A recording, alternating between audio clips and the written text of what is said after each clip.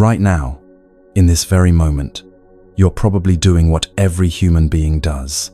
You're fighting something. Maybe it's a situation that won't change, thoughts that won't quiet, or just this constant feeling that life should somehow be different than it is. If you've ever felt exhausted from trying so hard to control everything around you, you're about to discover why a prince 2,500 years ago walked away from unlimited power to solve this exact same human struggle. Tonight, you're going to learn the ancient secret of stopping the fight. Not giving up, but discovering what Buddha called the end of resistance, the doorway to genuine peace.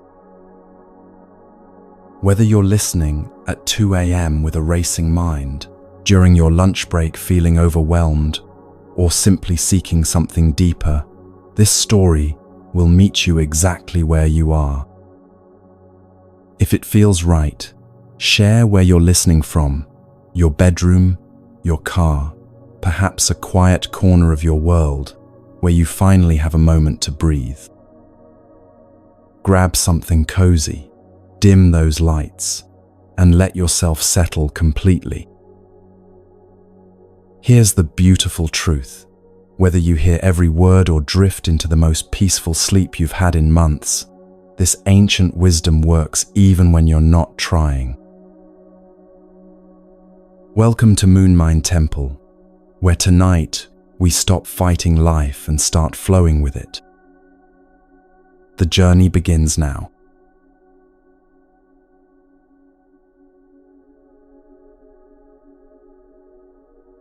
There once was a city so beautiful that even the gods would pause in their celestial wanderings just to gaze upon it.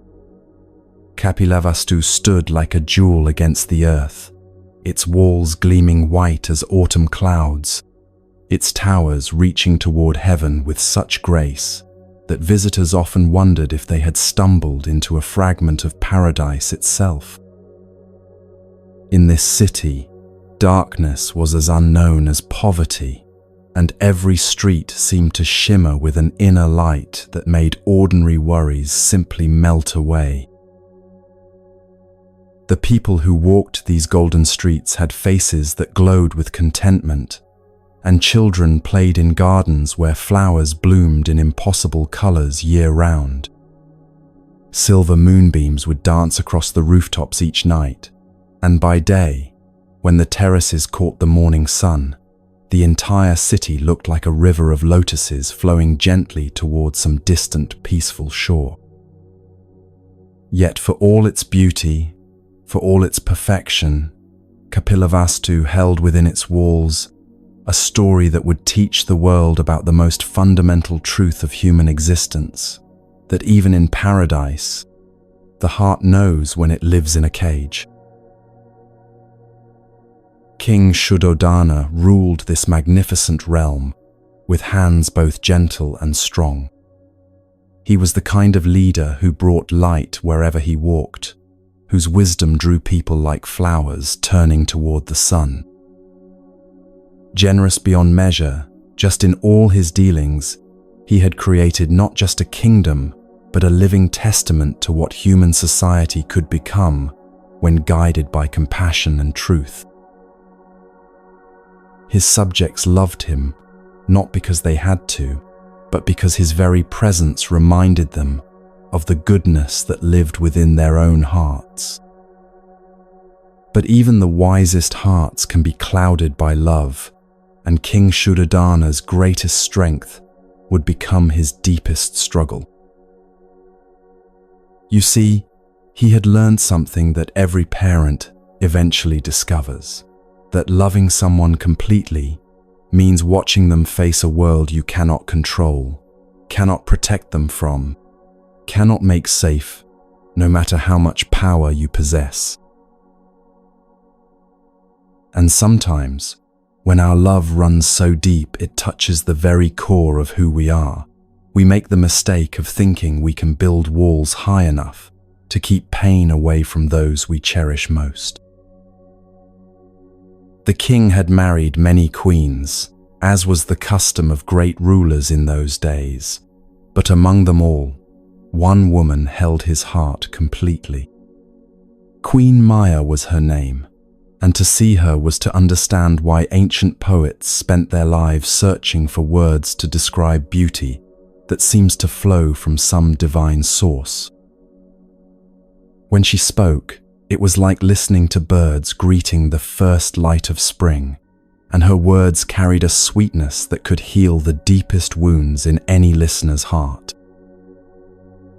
Her hair fell in waves the color of midnight, and her forehead was smooth as polished diamond. But it was her eyes that captured souls. They held the coolness of lotus petals floating on a still pond, and in their depths, you could see a wisdom that seemed to come from lifetimes of understanding. Maya's virtue was not the rigid kind that judges others, but the flowing kind that simply made everyone around her want to be better than they were.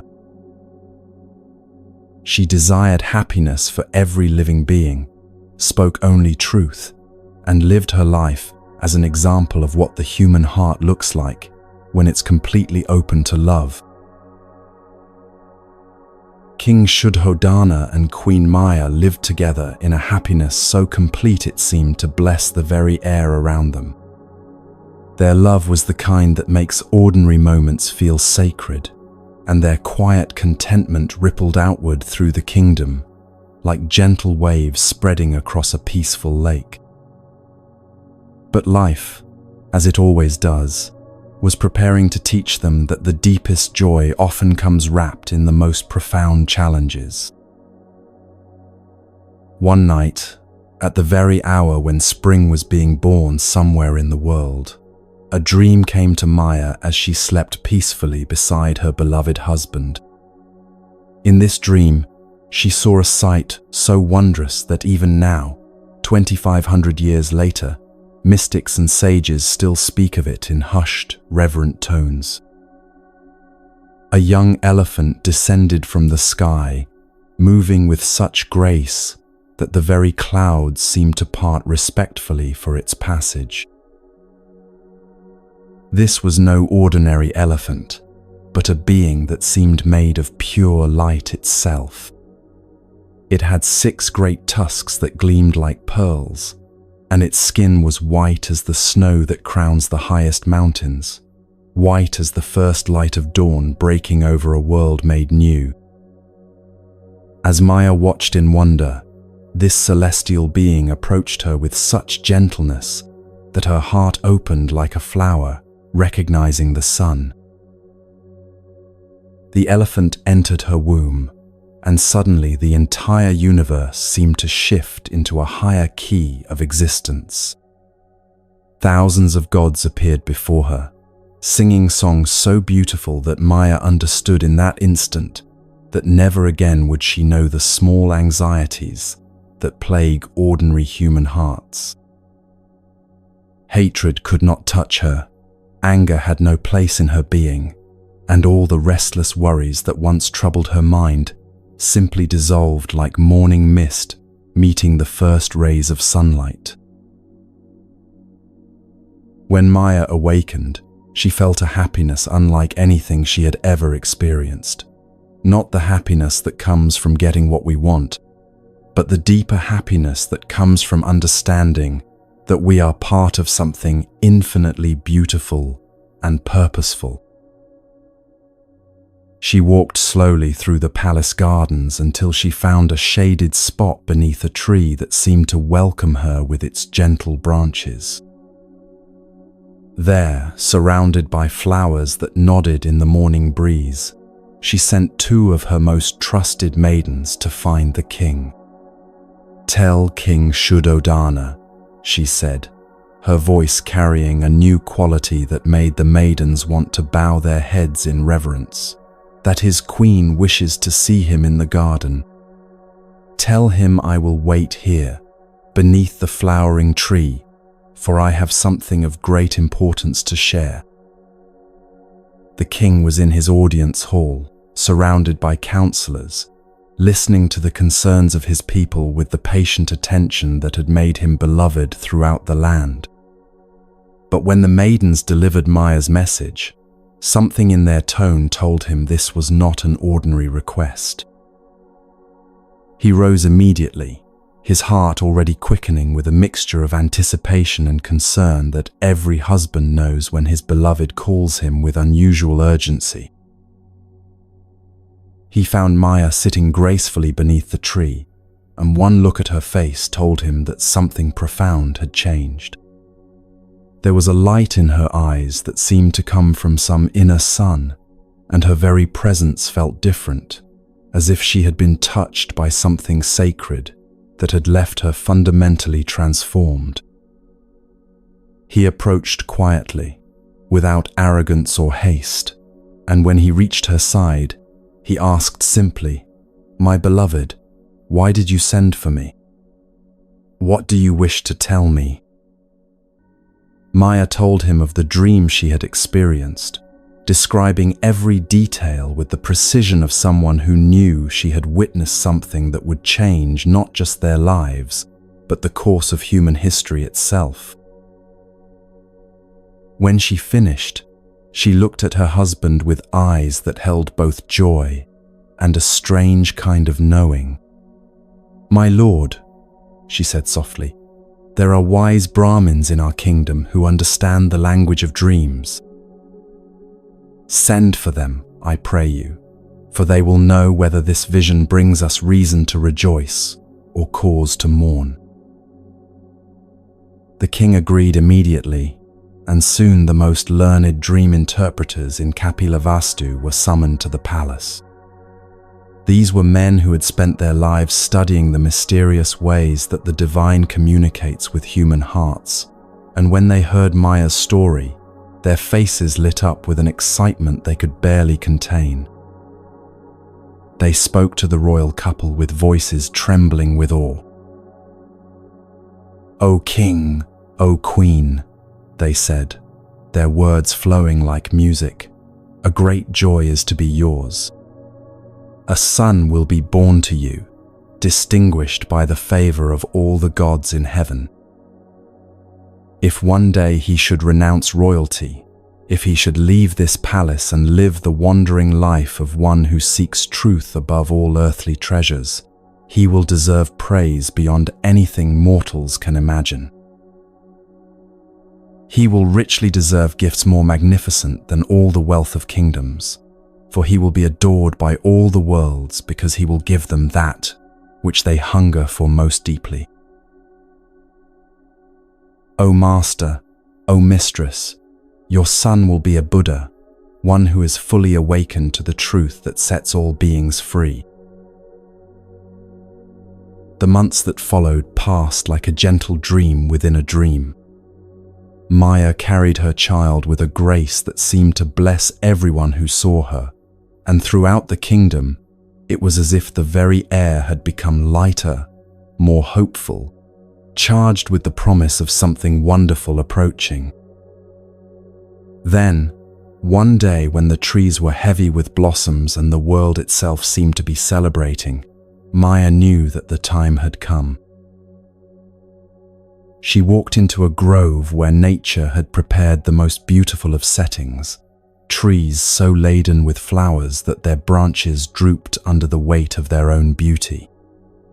Maya moved among them with the unhurried grace of someone who knows she is exactly where she needs to be, exactly when she needs to be there. She came to a tree that seemed to call to her, its branches heavy with blossoms that perfumed the air, with a fragrance like concentrated joy. Gracefully, she extended her hand and drew down a branch, and in that moment of perfect connection between human and nature, something extraordinary happened. She stood very still, a smile spreading across her face like sunrise breaking over the world, and the maidens who attended her received into their arms a child whose birth made all of creation tremble with joy. At that same instant, Everything alive in the world felt the tremor of something unprecedented happening. The earth itself quivered with delight, and songs and the pattern of dancing feet echoed through the sky as if all the celestial beings were celebrating the arrival of someone they had been waiting for through countless ages. Trees of all seasons burst into flower simultaneously. Ripe fruit hung heavy on branches that had been bare moments before, and throughout the world, the sick were suddenly freed from their suffering. The hungry found themselves satisfied, and those who had been lost in darkness discovered themselves filled with inexplicable light. One of Maya's maidens ran to King Shuddhodana with feet that barely seemed to touch the ground. My lord, she cried, her voice ringing with such joy that everyone who heard it felt their own hearts lift in response. A son is born to you. A son who will bring glory beyond imagining to your house and to all the world. The king stood speechless for a long moment, his face radiant with a happiness so complete it seemed to transform his very being. He knew in that instant what every parent knows when their child arrives, that the world had just become a different place, charged with new meaning, new possibility, new love that expanded the heart beyond anything it had known was possible. Presently, he summoned all the Shakyas, his kinsmen and nobles, and commanded them to accompany him to the garden where his son had entered the world. They formed a procession that was like something from a celestial court, nobles and wise men, priests and counselors, all moving with the kind of reverent gravity that comes when ordinary humans find themselves witnesses to the extraordinary. When they reached the child, King Shuddhodana approached with steps that were both eager and humble. He made a deep bow before his newborn son, and in a voice that carried across the grove like a sacred proclamation, he said, "Do you bow as I bow before the prince to whom I give the name Siddhartha, he whose purpose will be fulfilled?" Now, in the mountains not far from Kapilavastu, lived a hermit whose name was spoken with reverence throughout the land. Asita was so old that his years could hardly be counted, and his austerities and meditations had made him beloved of the gods themselves. When word reached him of the birth of one who was destined to save humanity from the endless torment of suffering and rebirth, his heart filled with such longing to see this child that he immediately set out for the palace. His arrival at the court caused a stir of excitement, for Asita rarely left his mountain retreat, and when he did, it was always for reasons that proved to be of the deepest significance. His years and his wisdom lent him a dignity that made even kings bow their heads in respect, and King Shuddhodana received him with all the honor that custom prescribed for such a revered holy man. "Happy indeed am I," the king said, "that this child of mine has drawn the venerable Asita to visit our humble court. Command me, wise one, what must I do? I am your disciple, your servant in all things." The hermit's eyes shone with a light that seemed to come from years of seeing beyond the surface of things to the truth that lies beneath. He spoke in a voice that was gentle, yet carried the authority of one who had spent decades in communion with the deepest mysteries of existence. "This has happened to you, O noble and generous king, because you love duty above convenience, because you are ever kind to those who are wise and to those who have lived long and seen much. This has happened because your ancestors, though rich in gold and land, were above all rich in virtue. Know the reason for my coming, O king, and let your heart be filled with joy beyond measure." Asita paused, his gaze turning inward, as if he were listening to voices that others could not hear. "In the air," he continued, "I heard a divine voice speaking words that made my old heart leap like a young deer in spring meadows. This voice said, 'A son has been born to the king of the Shakyas, a son who will possess true knowledge, who will understand what others have sought through countless lifetimes of searching.'" I heard these words carried on the wind, and I came immediately, for my eyes must behold the glory of the Shakyas while there is still time. Overwhelmed with joy and curiosity, the king went immediately to fetch his son.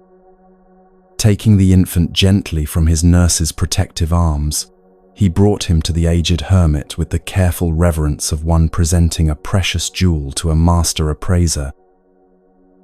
Asita looked at the child with eyes that had learned to see far beyond the surface of things, and as his gaze took in the tiny form before him, he noticed marks upon the baby's body that made his breath catch in his throat.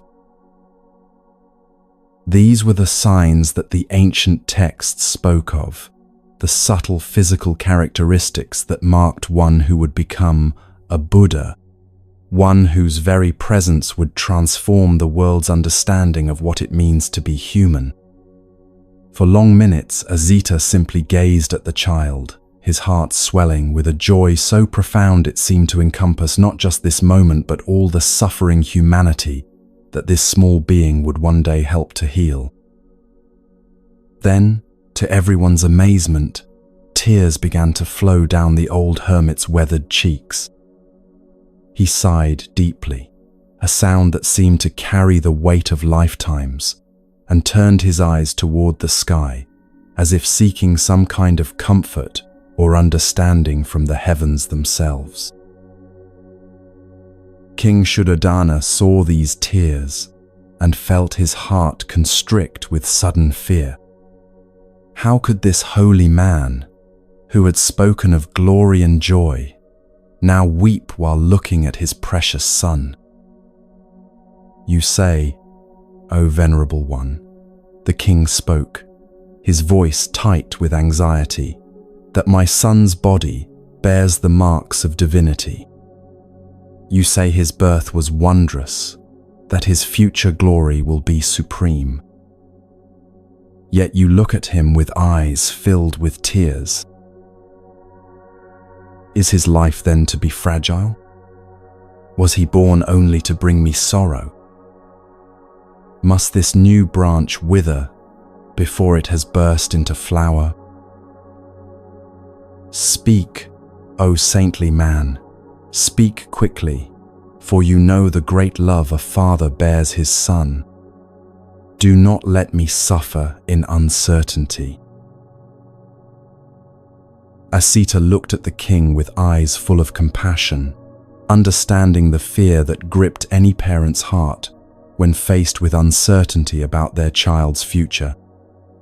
"Be not distressed, O king," he said gently, his voice carrying the comfort of absolute truth. "What I have told you is completely accurate.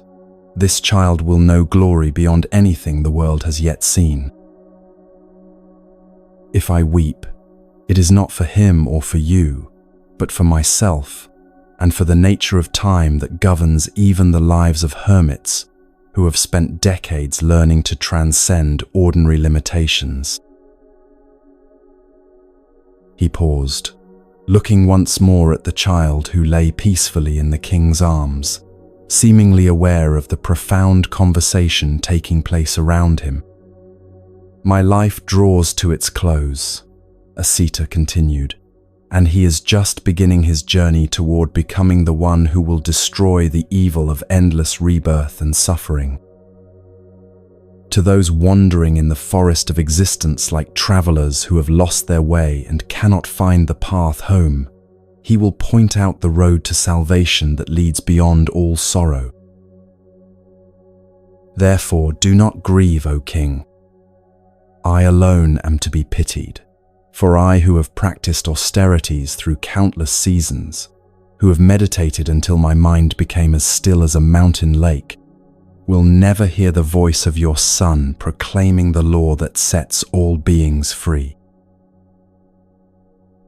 Yes, even one who ascends to the loftiest realms of heaven is to be pitied if he misses the chance to hear the words that this child will one day speak to heal the world's pain.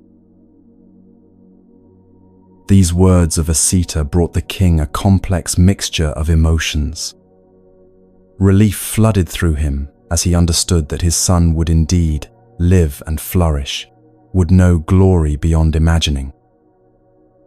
But then anxiety crept in as he pondered the hermit's prediction that the prince would renounce royalty, would choose the life of a wandering seeker rather than accepting the throne and continuing the family line. Did this mean that at his death, the noble line of the Shakyas would simply end, that all he had built would crumble into nothing? Yet this worry proved to be short-lived, for from the very moment of Siddhartha's birth, it seemed as if fortune herself had decided to bless the kingdom of Kapilavastu. Like a great river whose waters are swollen by countless tributaries flowing in from all directions, new riches poured into the royal treasury each day. The kingdom flourished as never before. The land yielded abundant crops. Sleek cattle grazed contentedly in meadows that stayed green throughout all seasons. Women bore their children easily and without suffering, and men lived in such harmony with their neighbors that conflict became as rare as snow in summer. Happiness and tranquility reigned throughout the land, as if the very presence of this special child had somehow elevated the consciousness of everyone who shared the same sky.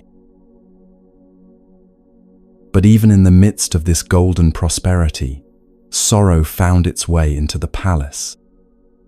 The joy that had come to Maya proved too intense for her human form to contain for long.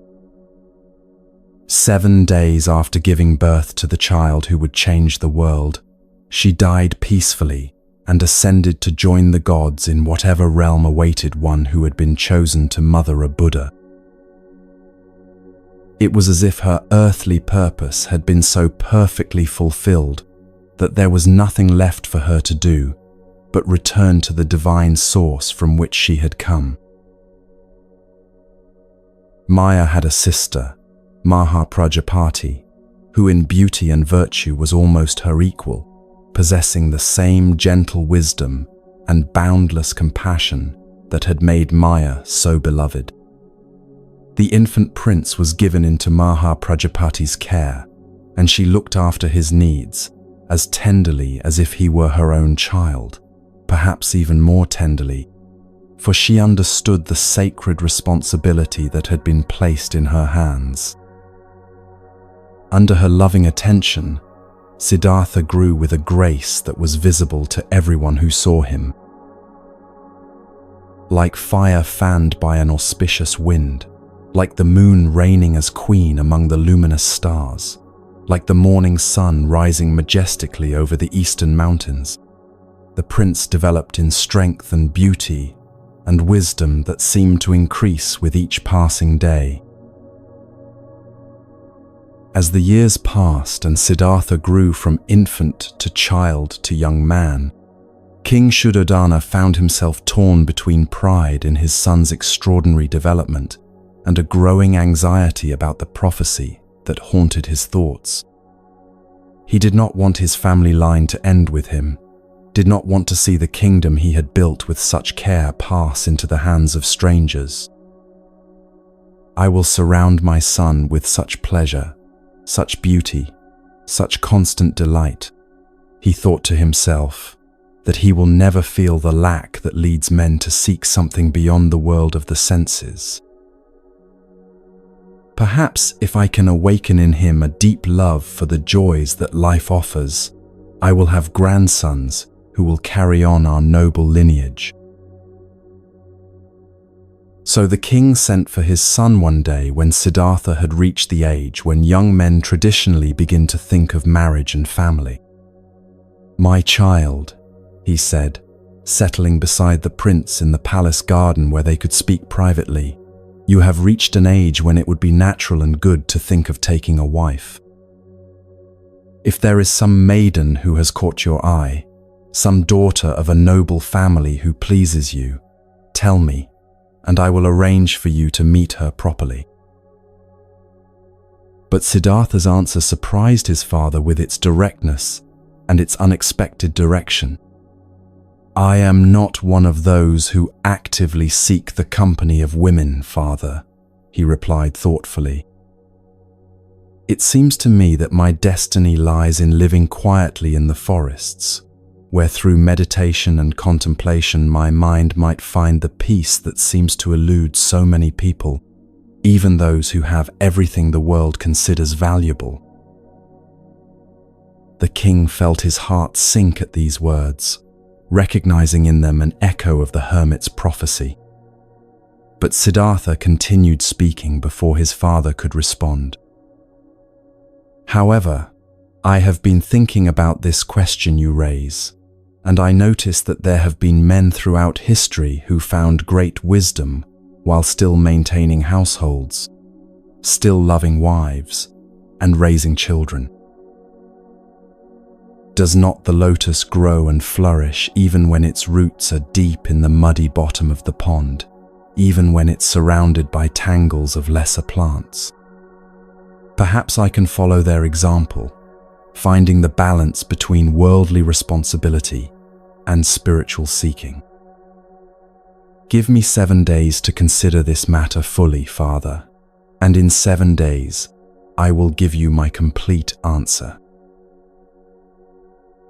During those 7 days, Siddhartha spent long hours in quiet reflection, considering what qualities he would most value in a life partner, what kind of person could share his journey regardless of where it might lead. He thought not just of beauty or noble birth, but of the deeper qualities that make a true companion through all of life's changes and challenges. When the week had passed, he returned to his father with an answer that was both specific and idealistic. "Father," he said, "if I am to marry, she must be a woman of rare merit in every sense of that word. She whom I marry will indeed have the flower of beauty, but her youth will not make her vain, nor will her loveliness make her proud or cause her to look down on others who are different.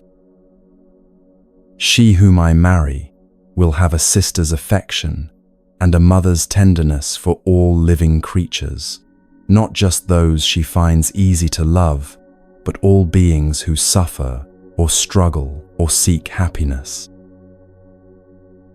She whom I marry will be pure in body, pure in speech, and pure in thought, not the purity that comes from never having faced temptation, but the purity that comes from consistently choosing what serves the highest good. Father, if you know a maiden who possesses these qualities, regardless of her family's rank or wealth, you may arrange for us to meet, for it is not position or riches I seek in a partner, but virtue and wisdom and a heart that naturally flows toward compassion." King Shuddhodana was both impressed by his son's thoughtfulness and daunted by the challenge these requirements presented. He summoned his household priest, a wise Brahmin who knew all the noble families of the region, and carefully enumerated the qualities Siddhartha sought in a wife. "Go, learn one," the king instructed. "Visit all the houses of Kapilavastu and the surrounding lands. Observe the young women carefully, question them skillfully, And if you find one who possesses even most of these necessary qualities, bring word to me immediately. Remember that my son has made it clear. He seeks virtue above all else, character above convenience, wisdom above wealth. The priest undertook this mission with the thoroughness that had made him trusted advisor to the royal family. He visited house after house, met with family after family, observed young women of every rank and station. Some were beautiful but shallow, others were intelligent but proud, still others were kind, but lacked the depth of understanding that the prince required. The priest began to despair of ever finding someone who combined all the qualities Siddhartha had described. Finally, his search brought him to the home of Dandapani, a respected member of the Shakya clan who had always lived with honor and dignity. Dandapani had a daughter named Gopa, and the moment the priest saw her, his heart filled with excitement and relief. Here was a young woman who possessed not just physical beauty, but something far rarer, a natural grace that seemed to flow from inner peace, eyes that held both intelligence and compassion, and a presence that made everyone around her feel somehow more hopeful about life. When the priest spoke with her, asking the kinds of questions that would reveal her character and understanding, he found himself amazed by the wisdom of her responses and the genuine kindness that informed everything she said. She spoke of life's challenges, not with the naive optimism of someone who had never suffered, but with the mature acceptance of someone who had learned to find meaning even in difficulty. She talked about other people with a natural compassion that never slipped into condescension, and her thoughts about the purpose of life revealed a depth of understanding that the priest had rarely encountered in someone so young. Excited by his discovery, the priest returned immediately to King Shuddhodana. "My lord," he announced, his voice bright with satisfaction, "I have found a maiden truly worthy of your son." In all my travels through the kingdom, questioning and observing, I have met no one who combines such beauty with such wisdom, such grace with such genuine virtue. "Where did you find this remarkable young woman?" the king asked, hope rising in his heart. "She is the daughter of Dandapani of the Shakya clan," the priest replied. "Though I have complete confidence in my judgment, my lord, I know that even the wisest advisors can sometimes see what they hope to see rather than what truly is. Perhaps it would be wise to arrange some way for Prince Siddhartha himself to observe this young woman and form his own impression before any formal arrangements are made." King Shuddhodana agreed that this was a prudent approach. He arranged for skilled craftsmen to create many beautiful jewels from gold and silver, ornaments that would serve as appropriate gifts for the young women of the kingdom. Then he sent a herald through the streets of Kapilavastu with this announcement: "On the 7th day from today, Prince Siddhartha, son of King Shuddhodana, will present gifts to all the unmarried young women of the city.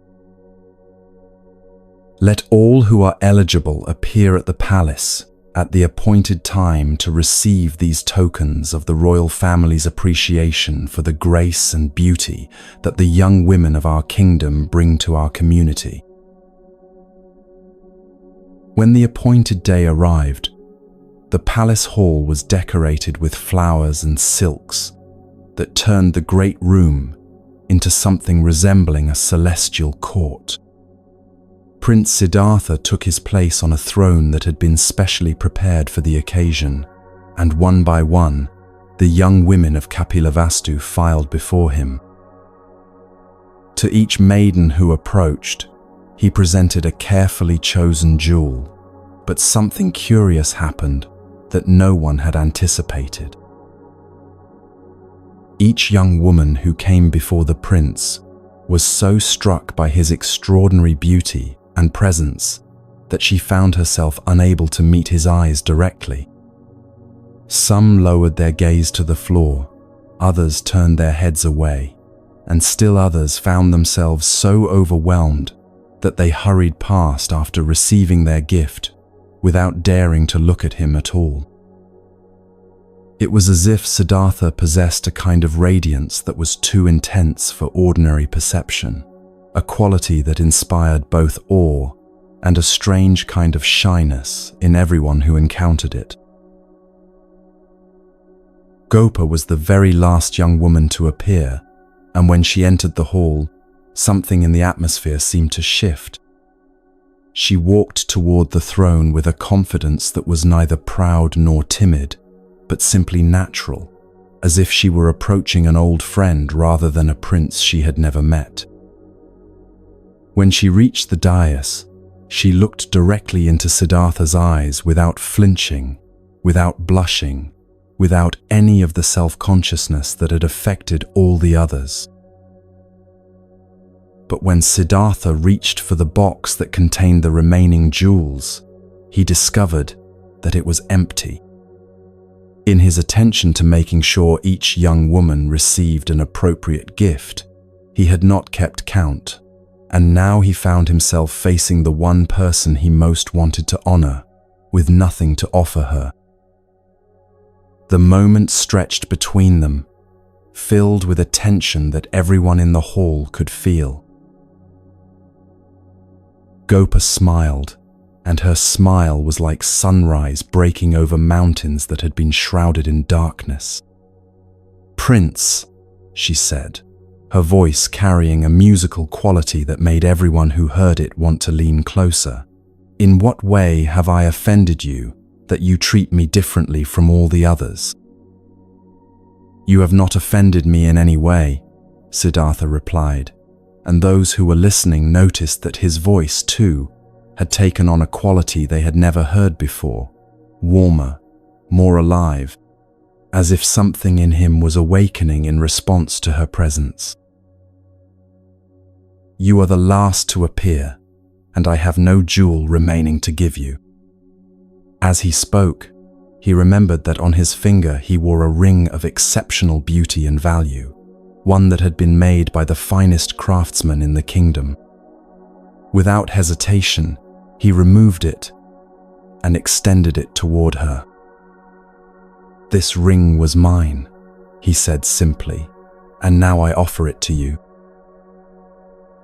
But Gopa did not reach out to take the ring.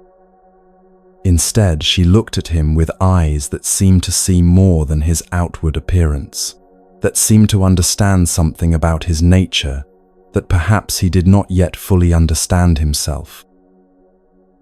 "Prince," she said softly, "must I accept this ring from you? Should I take something that belongs to you, something that you value? It seems to me that it should be the other way around. It should be I who offers you a gift, for what could I possibly give you that would equal what you have already given, just by being who you are?" With these words, she turned and walked from the hall, leaving Siddhartha holding the ring and feeling as if something fundamental had just shifted in his understanding of life and relationship, and the mysterious ways that souls recognize each other across the apparent separations of ordinary existence. When King Shuddhodana heard the full story of this encounter, his heart leaped with joy and recognition. "Gopa alone could face my son without being overwhelmed," he thought to himself. She alone showed the kind of strength and wisdom that could match his own extraordinary nature. She who would not accept the ring he removed from his own finger, she, my son, will be your most precious jewel, more valuable than all the treasures in all the kingdoms of the world. The marriage that followed was celebrated throughout Kapilavastu as the union of two souls who seemed perfectly matched in wisdom, beauty, and noble purpose. Siddhartha and Gopa lived together in a happiness that seemed to bless everyone who witnessed it, their love flowing outward like light from a lamp that illuminates not just its immediate surroundings, but spreads its warmth far into the darkness. In time, Gopa bore a son, and they named him Rahula, which means chain or bond, though neither of them could have known then how prophetic this name would prove to be. King Shuddhodana watched his family grow with a satisfaction so complete it seemed to encompass all his dreams of dynastic continuity and royal succession. He was as proud of his grandson's birth as he had been of his son's, and he continued along his path of virtue and wisdom, living almost like a hermit himself, despite his royal responsibilities, his actions guided always by what would serve the highest good of his people. Yet beneath his contentment, the king maintained his determination to surround his son with such constant pleasure and beauty that the young prince would never feel drawn to seek anything beyond the palace walls. Siddhartha continued to live in the 3 magnificent palaces his father had built for him, one for winter, one for summer, and one for the rainy season. Each palace was a marvel of architecture and design, furnished with everything that could possibly delight the senses or comfort the body. In these residences, white as autumn clouds and bright as the celestial chariots that the gods themselves might choose for their pleasure journeys, the prince seemed to have access to every joy that human life could offer. He spent his days in pursuits that would have satisfied most men completely, listening to music played by Gopa and her companions, women whose skill was so refined they could make even the gods pause in their celestial activities to listen. He wandered through gardens where flowers bloomed in impossible abundance, where the very air seemed perfumed with contentment. He had access to the finest foods, the most beautiful art, the most stimulating conversation, and the company of people who loved him and delighted in his happiness. Yet, like a seed that contains within itself the entire tree it will become, something stirred within Siddhartha's heart that all this beauty and pleasure could not quite satisfy. It was not that he was ungrateful or restless in any ordinary sense. He appreciated the love that surrounded him, the luxury that cushioned his every day, the wife who brought him joy, and the son who carried on his lineage. But there was something else, something that whispered to him in quiet moments, something that made him gaze beyond the palace walls with eyes that seemed to be searching for answers to questions he could not yet articulate. In Zen Buddhism, we have a teaching that says even in paradise, the heart knows when it lives in a cage. This doesn't mean that love is wrong or that beauty is meaningless, or that we should reject the good things life offers us. It means that the human soul, when it begins to awaken, recognizes that no external circumstance, no matter how perfect, can provide the deep peace and understanding that we most fundamentally seek. Trying to protect someone from life is like trying to stop the river from flowing. It comes from love, but it cannot succeed because growth and awakening require that we encounter reality directly, in all its complexity and challenge. And so, Prince Siddhartha lived in his golden cage, surrounded by every comfort, protected from every hardship, loved beyond measure, and still, in the depths of his being, something called to him, something that would not be satisfied by even the most perfect of external arrangements. What we resist in our children, we often create, for the soul that is meant to seek truth will find a way to do so, regardless of how many walls we build to keep it safe. Love that tries to control, even with the best of intentions, becomes a form of suffering for both the one who controls and the one who is controlled. The stage was being set for a journey that would take Siddhartha far beyond the boundaries of his protected world, a journey that would teach him, and through him, all of humanity, that the peace we seek cannot be found by arranging our external circumstances perfectly, but only by learning to meet whatever arises with a heart that has stopped resisting the fundamental nature of life itself.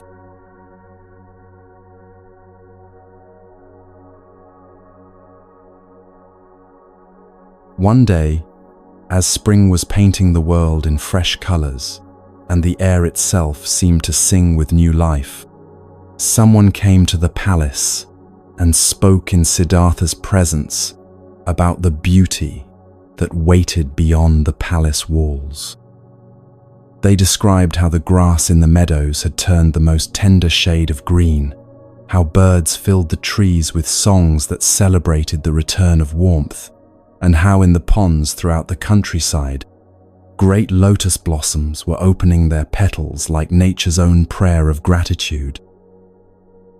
They spoke of gardens where young lovers walked hand in hand, of festivals where people gathered to celebrate the simple joy of being alive, of a world that had broken free from winter's chains and was now dancing with the irrepressible energy of renewal.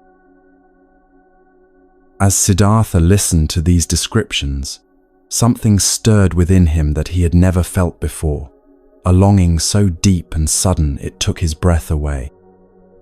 It was like being an elephant who has been kept in the finest stable imaginable, given the best food and the most comfortable surroundings, but who suddenly catches the scent of the wild forest on the breeze and remembers that there is a vast world beyond the walls that have defined his entire existence. The prince felt an irresistible desire to leave the palace, to see for himself this world of changing seasons and natural beauty that had been described with such loving detail. When King Shuddhodana learned of his son's request to venture beyond the palace grounds, his heart filled with the kind of anxiety that every parent knows when their child asks for something that feels dangerous. The king understood that this moment had been inevitable.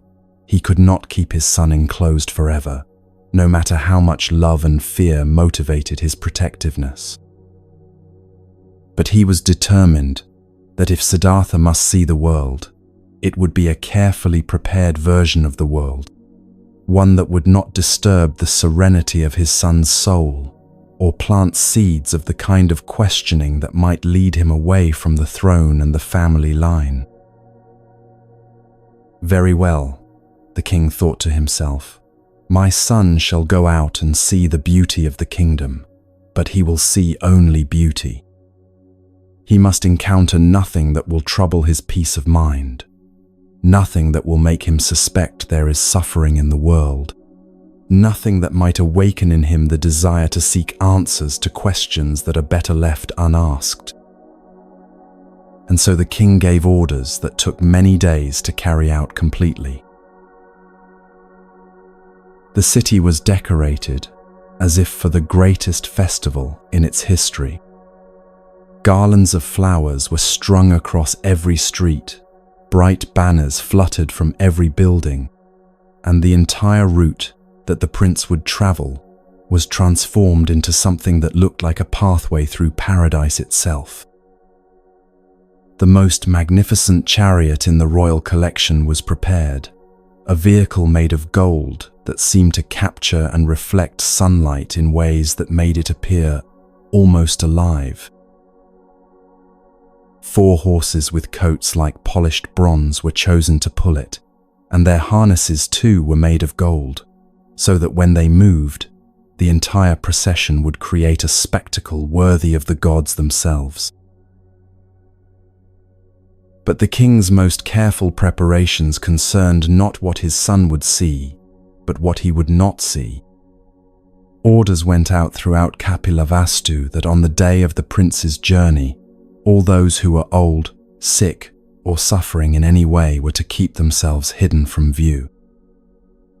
Every beggar was given enough gold to stay comfortably out of sight.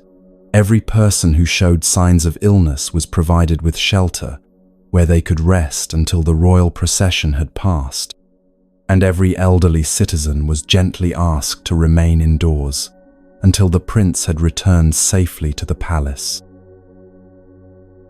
Only the young, the healthy, the beautiful, and the prosperous were allowed on the streets through which Siddhartha would pass. When the appointed day arrived, the king came to his son's chambers, with tears glistening in his eyes. He embraced Siddhartha with the fierce tenderness of a father who knows he is about to release his child into a world he cannot control, and as he kissed his son's forehead, he whispered simply, "Go."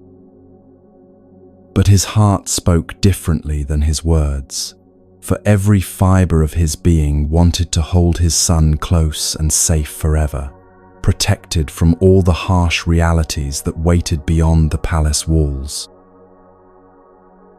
The golden chariot moved through the streets like a vision from a celestial realm. Chandaka, the most trusted charioteer in the kingdom, held the gold reins with hands that had guided countless royal journeys, and the 4 horses stepped with a grace that made their movements seem more like dancing than mere transportation. On both sides of the street, crowds of people had gathered to watch the prince pass, and their faces glowed with admiration and joy as they caught sight of him. Some in the crowd praised Siddhartha for the kindness they could see in his glance, the way his eyes seemed to bless everyone they rested upon. Others spoke of his dignified bearing, the natural nobility that made him seem like royalty not just by birth but by the very quality of his presence. Still others marveled at the beauty of his features, the way harmony seemed to flow from every line of his face, and many glorified his obvious strength and vitality, the sense that here was a young man in the absolute prime of life, radiating health and vigor like the sun radiates light. As Siddhartha rode through this carefully orchestrated scene of prosperity and joy, his heart filled with a happiness he had never experienced before. The wealth and beauty of his people delighted him. The evident contentment on their faces made him proud of the kingdom his father had built, and the natural loveliness of the city in springtime filled his soul with something that felt like pure gratitude for the privilege of being alive. For the first time in his life, he felt truly connected to the world beyond the palace walls, and he began to understand why some people spoke of life as an adventure worth celebrating. But the gods, those mysterious forces that govern the unfolding of destiny, had different plans for this day than King Shuddhodana had so carefully arranged. In the wisdom traditions, we learn that reality has a way of breaking through even the most elaborate attempts to hide it, for the soul that is ready to awaken will find its teachers in the most unexpected places. What we don't face, we cannot heal. And sometimes the universe itself conspires to show us exactly what we most need to see, precisely when we are ready to receive its lessons. The gods, understanding that Siddhartha's time for awakening had come, decided to pierce through the beautiful illusion that had been created for his protection. They took the form of an old man, ancient beyond counting, and placed him directly on the path where the prince's chariot would pass. This was no ordinary elderly person who might simply be hurried out of sight, but a figure so striking, so impossible to ignore, that even the most determined effort to look away would fail. The man was leaning heavily on a walking staff, his body bent with the weight of years that seemed to stretch back to the very beginning of time. He was worn out and decrepit in ways that made every step appear to be a monumental effort, and the very sight of him was like looking at a living demonstration of everything that King Shuddhodana had tried to hide from his son. Thick blue veins stood out on his arms and hands like rivers, mapping the geography of extreme old age. His teeth chattered not from cold but from the tremors that age had brought to his body, and his skin was a maze of deep wrinkles that told the story of decades of sun and weather and the simple passage of time. Only a few strands of dirty grey hair hung from his scalp, and his eyelids had lost their lashes entirely, leaving his eyes red-rimmed and watery. His head and limbs shook with a palsy that seemed to make every moment of his existence a struggle against his own body's betrayal. He moved with the painful slowness of someone for whom every step required conscious effort and determination, and yet there was something in his very presence that commanded attention, that made it impossible to look away or pretend he was not there. When Prince Siddhartha saw this being, so utterly different from every person he had encountered on the journey thus far, he felt something shift deep within his chest. It was as if he was seeing not just an individual person, but a truth about existence that had been hidden from him all his life. His eyes filled with a sorrow he could not name, and he turned to Chandaka, his voice carrying a quality of urgent confusion that the charioteer had never heard before. "What is this man I see before us?" Siddhartha asked, his words coming slowly as if he were trying to understand something that challenged everything he thought he knew about life. His hair is grey and his body is so bent that he must cling to his staff with hands that appear to have no strength left in them. His eyes are dull and clouded. His limbs shake and falter with every movement he attempts. "Tell me, Chandaka, is this man some kind of monster? Has nature made him thus from birth, or has some terrible accident befallen him? What has happened to transform what must once have been a normal human being into this pitiable figure?" Chandaka should not have answered this question. His instructions had been clear, and he understood the king's desperate desire to protect his son from exactly this kind of disturbing revelation. But the gods, working through the mysterious forces that guide human destiny, confused the charioteer's mind at this crucial moment. Without fully understanding the mistake he was making, without considering the consequences of his words, Chandaka found himself speaking truths that would shatter forever the prince's protected innocence. That which destroys beauty, which ruins vigor, which causes sorrow and kills pleasure, the charioteer said, his voice carrying the weight of universal truth, that which weakens memory and destroys the senses. This is old age. It has seized this man and broken him completely. He too was once a child, my lord, nursing at his mother's breast with the same helpless sweetness that all babies possess. He too once crawled upon the floor, learning to walk as every child must learn, taking his first uncertain steps, while loving hands reached out to catch him if he fell. He grew and became young and strong, with beauty and energy that made him feel as if he could conquer the world. He reached the full flowering of his years, felt the confidence that comes with a body that obeys every command, a mind that grasps every concept. Then, he entered the twilight of his life, and time began its relentless work of wearing away everything he had once been. Now you see before you the ruin that old age makes of every human being who lives long enough to experience its full effects. These words struck Prince Siddhartha like lightning, illuminating a landscape that had been hidden in darkness. His entire body began to tremble, and he felt as if he was seeing clearly for the first time in his life. But what he was seeing filled him with a terror and sadness unlike anything he had ever imagined possible. "Will this fate come to me as well?" he asked, his voice barely above a whisper.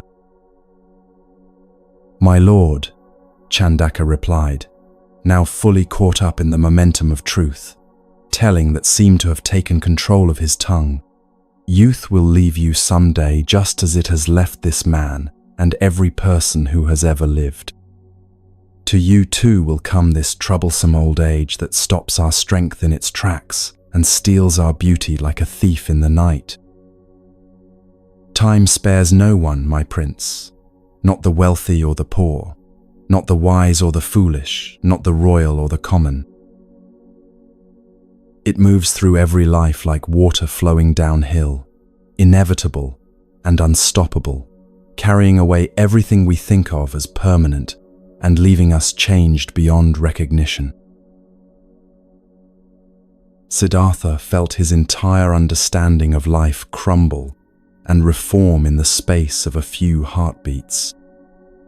He shuddered like a bull at the sound of thunder, uttered a deep sigh that seemed to come from the very center of his being, and shook his head as if trying to wake from a nightmare. His eyes moved back and forth between the wretched figure of the old man and the happy, unsuspecting crowds that surrounded them on all sides, and when he spoke, his words carried the gravity of someone who has just discovered a truth so fundamental that it changes everything.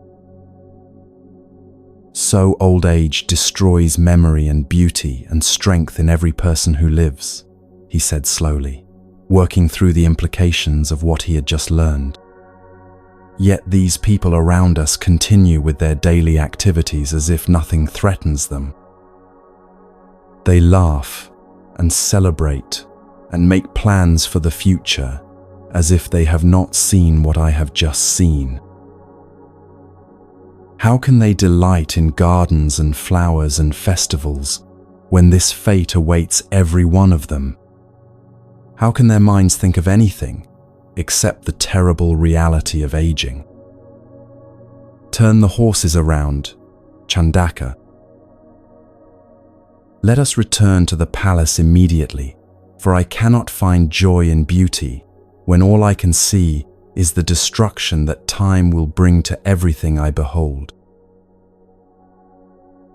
The return journey to the palace passed in complete silence, with Siddhartha lost in thoughts that seemed to spiral deeper and deeper into darkness with every turn of the chariot wheels.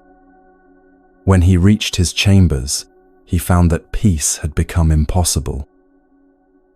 He wandered through the halls that had once been his refuge, but now every tapestry, every beautiful object, every comfort seemed to mock him with its temporary nature. "Old age," he murmured to himself as he walked. "Old age, old age," and the words became a kind of meditation on impermanence that filled his heart with a sorrow he could not escape. In Zen Buddhism, there is a teaching that impermanence is not the problem, fighting it is. But Siddhartha had not yet learned this wisdom, and so his first encounter with the reality of aging filled him with the kind of resistance that creates suffering. He was fighting against a truth that his protected upbringing had never allowed him to face directly, and this fight was exhausting him in ways that no physical challenge ever had. What we don't face, we cannot heal, and the prince was now beginning the painful but necessary process of confronting the realities that every human being must eventually acknowledge. King Shuddhodana noticed his son's changed demeanor immediately, though he did not yet know its cause. When he learned from other sources what had happened during the journey, his heart sank with the knowledge that his careful planning had failed and that his worst fears were beginning to come true. He decided that perhaps another excursion would help restore his son's spirits, and he issued even stricter orders about keeping all signs of suffering and difficulty away from the prince's path. But the gods, having begun their work of awakening, were not finished with their teachings. Some days later, Siddhartha expressed a desire to ride through the city once again, hoping perhaps that the beauty he had found so delightful on his first venture might help him forget the disturbing images that haunted his thoughts. The king arranged another procession, this time with even more elaborate precautions to ensure that his son would see only joy and prosperity. But once again, the forces of destiny intervened to show the prince exactly what he needed to see, regardless of how carefully his father tried to control his experience. This time, the gods created a man afflicted with a terrible disease and placed him where Siddhartha's path would lead him inevitably to encounter this new form of human suffering. The sick man was a sight that would have moved even the hardest heart to compassion. His belly was swollen with illness. His arms hung limp and useless at his sides, and his face had taken on the peculiar pallor that comes when disease has gained the upper hand in its battle with health. Pitiful cries escaped from his lips as waves of pain washed over him, and he gasped for breath like someone drowning in invisible waters. The man staggered as he tried to walk, bumping into bystanders who quickly moved away from him, and it was clear that he was fighting a losing battle simply to remain upright. His condition was so obviously serious that those around him looked on with a mixture of pity and fear, some trying to help while others backed away, uncertain whether his illness might be something they could catch. Then, as Siddhartha watched in horror, the man's strength gave out completely and he collapsed to the ground, his body convulsing with spasms that spoke of internal agony beyond imagination. Chandaka, Siddhartha called to his charioteer, his voice tight with shock and concern. "What is wrong with this man?" His stomach is grotesquely swollen. His arms appear to have no strength in them at all, and he is deathly pale. Those sounds he makes, they speak of suffering so intense, I can barely listen to them. He struggles for every breath, as if the very act of breathing has become a battle he is losing. I see him stumbling and falling, unable to control his own body. Tell me, what has happened to this unfortunate person? Chandaka, perhaps still under the influence of whatever force had compelled him to speak truth during the first journey, found himself once again unable to offer the kind of reassuring lie that might have protected the prince's peace of mind. "My lord," he said, his voice heavy with the weight of another universal truth, "this man is experiencing the torment of sickness. Disease has invaded his body like an enemy army conquering a peaceful city, and his weakness grows greater with each passing hour. Yet he too was once healthy and strong, my prince. He too once woke each morning with energy flowing through his body like a clear stream. He too once moved through the world with the confidence that comes from a body that obeys every command. But sickness makes no distinction between the deserving and the undeserving, between those who have lived carefully and those who have been careless with their health.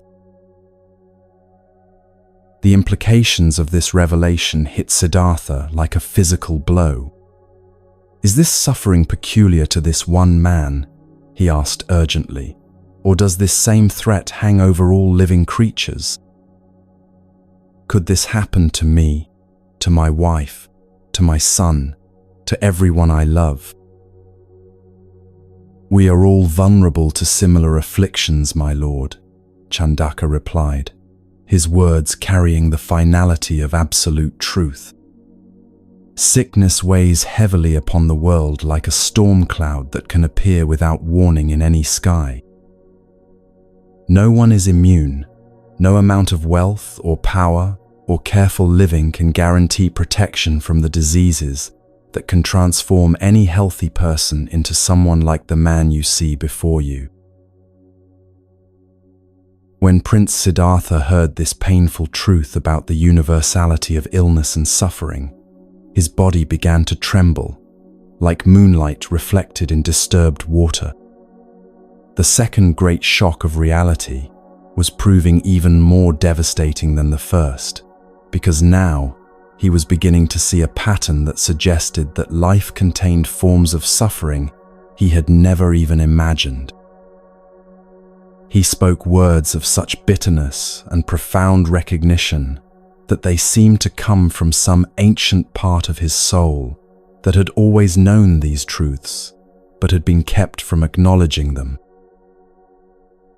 "People see this kind of suffering happening all around them," he said, his voice filled with a mixture of amazement and despair, yet they never lose their confidence in their own safety. They continue to laugh and plan and hope as if they possessed some kind of knowledge that protects them from the very fate they witness happening to others. How great must be their wisdom, or how great must be their blindness, that they can live with such apparent peace while constantly threatened by illnesses that could strike at any moment. "Turn the horses around. Chandaka, this pleasure trip has ended before it truly began. Let us return to the palace, for I have learned to fear sickness in ways that make it impossible for me to find joy in anything I see. My soul shuns pleasure now, and seems to close up like a flower that has been deprived of light." The prince returned to his palace chambers, wrapped in thoughts that were even darker and more troubling than those that had followed his first encounter with reality. King Shuddhodana noticed immediately that his son's spirits had sunk to an even lower level, and when he inquired about the cause, Chandaka reluctantly told him what had transpired during the second journey. The king's distress was so great that he temporarily lost his usual composure and flew into a rage at the man whose duty it had been to ensure that the streets were clear of anything that might disturb his son. He punished the official, though his natural kindness made the punishment lighter than his anger initially demanded. The man who received this rebuke was completely bewildered, for he had seen neither the old man nor the sick man.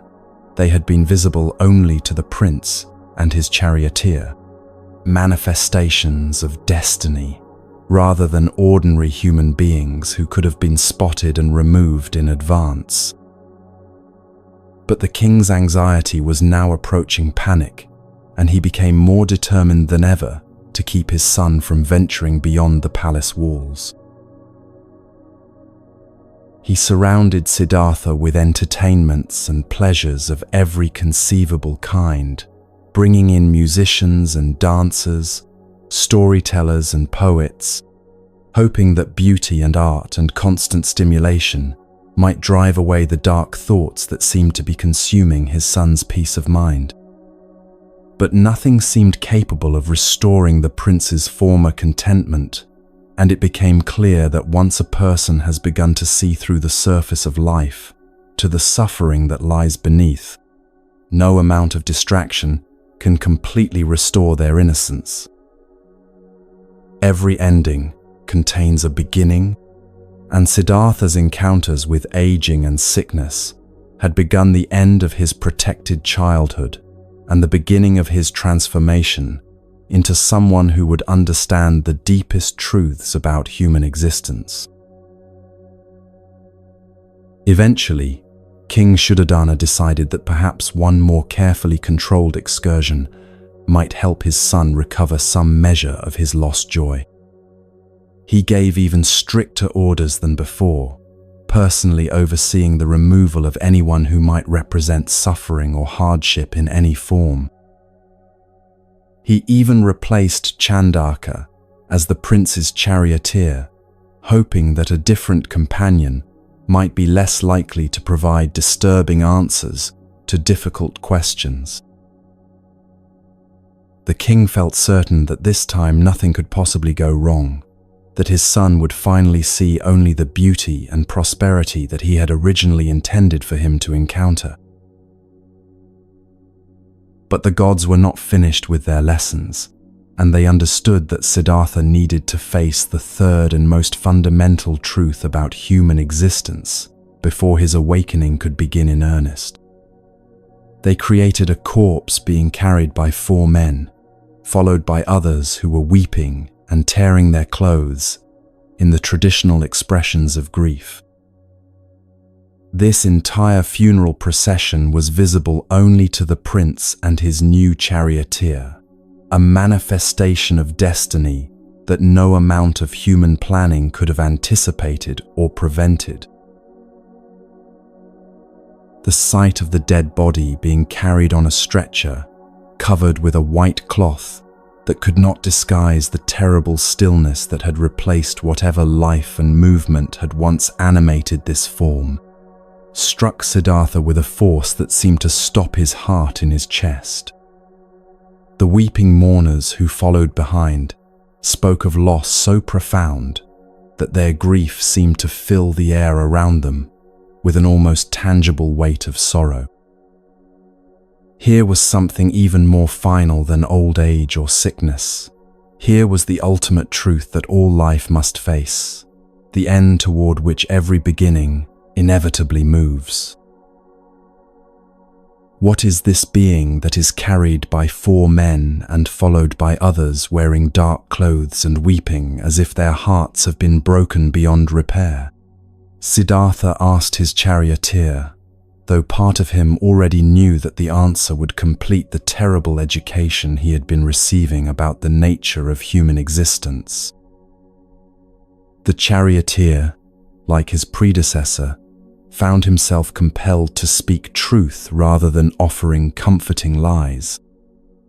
"My lord," he said solemnly, "this person has neither intelligence nor feeling nor breath remaining in his body. He sleeps now with a consciousness that will never return, as still as grass or a piece of wood. Pleasure and pain no longer have any meaning for him, and friend and enemy alike have become irrelevant to his existence. The body you see carried before us is what remains when life has departed completely, when the spark that makes a person who they are has been extinguished forever."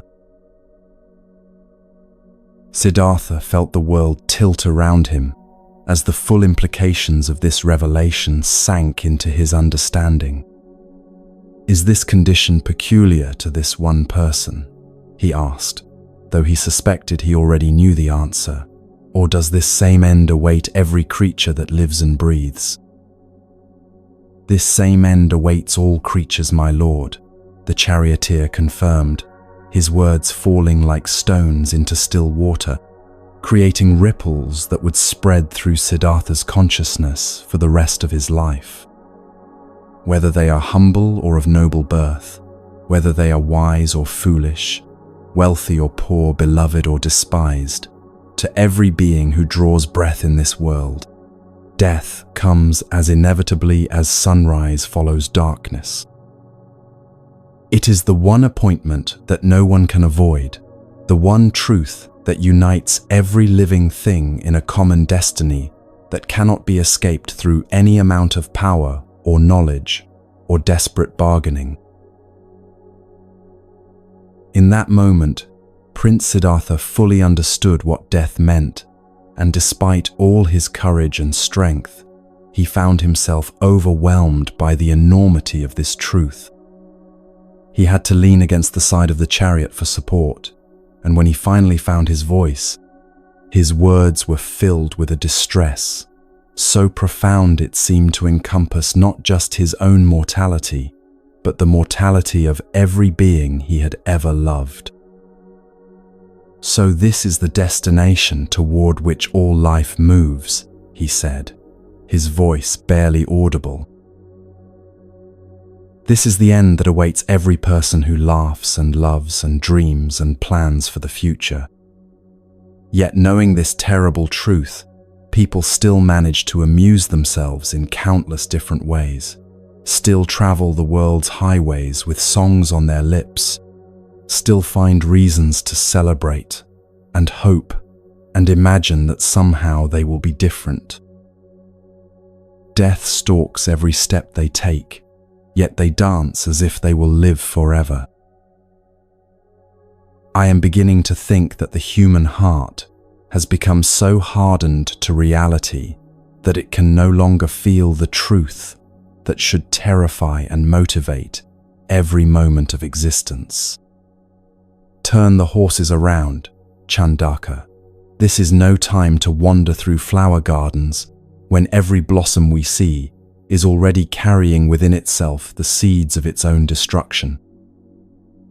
How can any sensible person, anyone who truly understands what death means, seek pleasure when they live constantly in the shadow of their own inevitable ending? But even as he spoke these words of despair and disillusionment, the charioteer continued driving toward the garden, where the king had arranged for another carefully orchestrated scene of beauty and entertainment. There, following King Shuddhodana's detailed instructions, Udayan, who was the son of the household priest and had been Siddhartha's closest friend since childhood, had assembled many beautiful young women skilled in dancing and singing, and all the arts that were supposed to delight the hearts of young men. The king had hoped that perhaps feminine beauty and grace might succeed where other forms of entertainment had failed, that the natural attraction between young people might restore his son's interest in the pleasures of earthly life. When the chariot entered the garden, Siddhartha found himself in a setting that would have enchanted him completely just a few weeks earlier. Young trees were heavy with blossoms that perfumed the air with fragrances like concentrated springtime. Birds fluttered about with the kind of joyous energy that comes when nature herself seems intoxicated with the beauty of her own creation.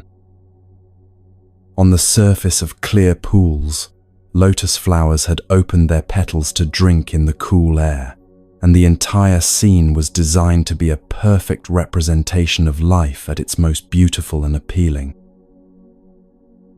The maidens who had been waiting for the prince's arrival rose gracefully as his chariot approached, their faces bright with anticipation and admiration. They moved toward him like flowers turning toward the sun, their eyes sparkling with the kind of excitement that comes from being in the presence of someone whose beauty and nobility seem to emanate from some divine source. Their hands were extended in welcome like blossoms reaching toward light, and everything about their bearing suggested joy and celebration and the kind of innocent pleasure that makes youth so appealing. But Prince Siddhartha was no longer the same person who had once found delight in such scenes. His encounters with old age, sickness, and death had fundamentally changed his way of seeing, and now when he looked at these beautiful young women, he could not help but see them through the lens of the terrible knowledge he had gained. He was not smiling as he had always done before, and the unhappiness that filled his heart was visible to everyone who looked at him. "They do not know, these lovely maidens," he thought to himself as he watched them approach with their confident grace and untroubled expressions. "They cannot see that youth is as temporary as morning dew, that old age will come and strip them of every quality they now consider permanent. They are blind to the reality of sickness that could transform any of them at any moment from pictures of health into examples of suffering and decay. They know nothing of death, and that ignorance is what allows them to laugh and play and dance as if they have infinite time ahead of them. But I have seen the truth that they have not yet encountered, and this knowledge makes it impossible for me to share their innocent joy. How can I find peace when I understand what awaits all of us?" As the day wore on, and the sun began its descent toward the horizon, the maidens gradually noticed that their carefully planned entertainment was having no effect on the prince's mood. Their laughter became more forced, their dancing less spontaneous, as they realized that Prince Siddhartha seemed immune to their charms and uninterested in their attempts to please him. He had no eyes for their garlands or their jewels, no appreciation for the graceful movements they had practiced or the songs they had learned especially for this occasion. Slowly, feeling that their efforts were not only failing but perhaps even unwelcome, they ceased their performances and began the journey back to the city, their spirits dampened by the sense that they had somehow disappointed this prince whom they had hoped so much to delight. When Siddhartha returned to the palace that evening, King Shuddhodana could see immediately that his son's condition had not improved, but had, if anything, grown worse. Udayan reported that the prince had shown no interest whatsoever in the entertainment that had been prepared for him, that he had seemed lost in thoughts so dark and consuming that nothing could reach him. That night, the king found no sleep, lying awake in his chambers and wrestling with the growing certainty that all his efforts to protect his son from life's harsh realities had not only failed, but had perhaps made the eventual confrontation with truth even more devastating than it needed to be. Meanwhile, Siddhartha wandered through the halls of his palace, like a caged lion that has been wounded by some invisible arrow. The luxury that surrounded him no longer provided any comfort. The beauty that had once delighted his senses now seemed like a mockery of the temporary nature of all earthly pleasures. Sleep eluded him completely, as his mind churned with questions that seemed to have no answers and fears that seemed to have no remedy.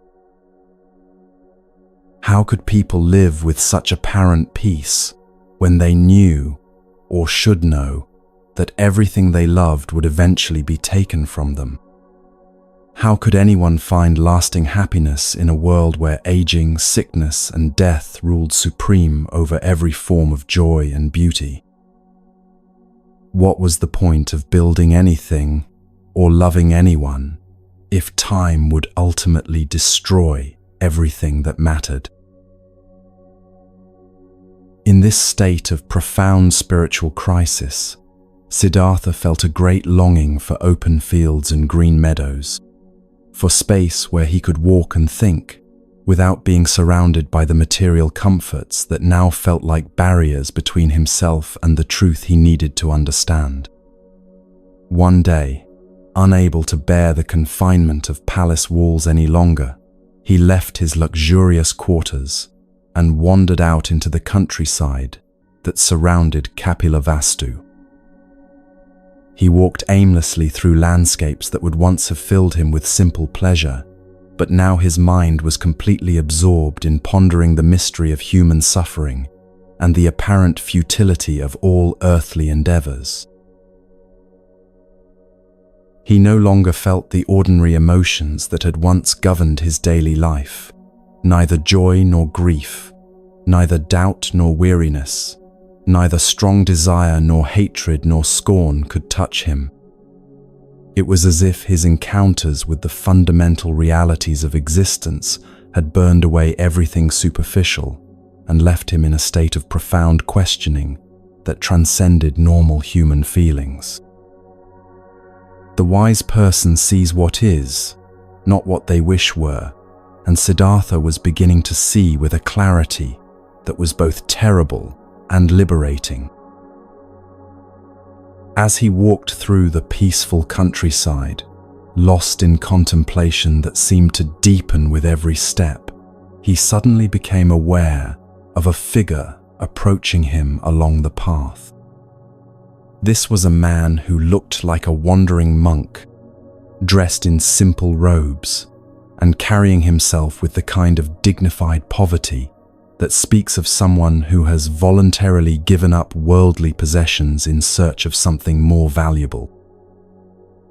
Like the old man, the sick man, and the dead man, this figure was visible only to Siddhartha, another manifestation of destiny, appearing at exactly the moment when the prince was ready to receive the final lesson he needed before beginning his own spiritual journey. "Tell me, who are you?" Siddhartha asked when the monk drew near enough for conversation. There was something about this figure that immediately captured his attention, something that suggested peace and purpose, in ways that contrasted sharply with the anxiety and confusion that had been consuming his own thoughts. "I am a monk," the figure replied, his voice carrying a quality of calm that seemed to flow from some deep inner source of tranquility. "Through fear of birth and death, I have become someone who wanders without attachment to any particular place or possession. I seek deliverance from the very sufferings that you have recently discovered, the endless cycle of aging, sickness, death, and rebirth that traps all beings in patterns of pain they cannot escape through ordinary means. I think differently than other people, for I have learned to see through the illusions that keep most humans bound to pursuits that ultimately bring only disappointment. I shun the pleasures that others chase because I understand that what appears to be happiness is often just another form of bondage. I know nothing of the passions that drive ordinary people to such desperate lengths, for I have found something far more valuable than anything the world of desires can offer." The monk paused, and his next words seemed to come from a place of such profound understanding that they struck Siddhartha's heart, like arrows finding their perfect target. "I seek solitude because it is only in deep quiet that the mind can discover its own true nature.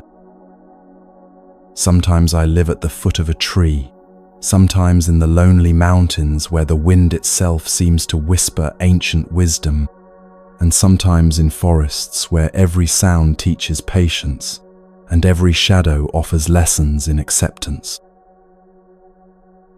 I own nothing because I have learned that possessions possess the possessor, and I expect nothing from others because I have found the source of contentment within myself. I wander through the world, living on whatever charity people offer, but my real sustenance comes from seeking the highest good that lies beyond all the temporary satisfactions that keep people trapped in cycles of wanting and disappointment." As soon as he finished speaking these words, the monk began to rise into the sky, ascending like smoke from a sacred fire, until he disappeared completely into the blue emptiness above. This was no ordinary human being, but a god who had taken the form of a wandering seeker in order to show Siddhartha that there was indeed a way beyond the suffering he had discovered, a path that led not to denial of life's difficulties, but to a kind of freedom that could embrace even the most challenging realities without being destroyed by them. The vision of this peaceful monk filled Siddhartha's heart with the first genuine happiness he had felt since his encounters with aging, sickness, and death had shattered his protected innocence. For the first time since learning about the universal nature of suffering, he could see clearly where his own path lay and what he needed to do to find the answers his soul craved.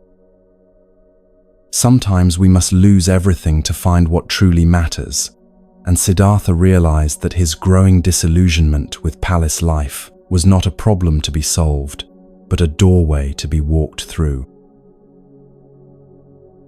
He returned to the palace with his mind made up and his purpose crystal clear. The frightened, confused young man who had ventured out that morning had been transformed during his walk into someone who understood his destiny and was prepared to embrace it regardless of the cost. He went directly to his father, bowed respectfully, and spoke words that he knew would break the king's heart, but which represented the only honest response to everything he had learned about the nature of existence. "King and father," he said, his voice carrying a new quality of absolute certainty, "I have a request to make of you, and I pray that you will not oppose it, for my mind is completely determined, and my resolve cannot be shaken. I wish to leave this palace and walk the path of deliverance that leads beyond all the sufferings I have witnessed. I must find the way that leads beyond aging, beyond sickness, beyond death itself, not by denying these realities, but by discovering the truth that sets the heart free, even in the midst of a world where such things are inevitable." The transformation was complete. Prince Siddhartha had become a seeker, and nothing would ever be the same again.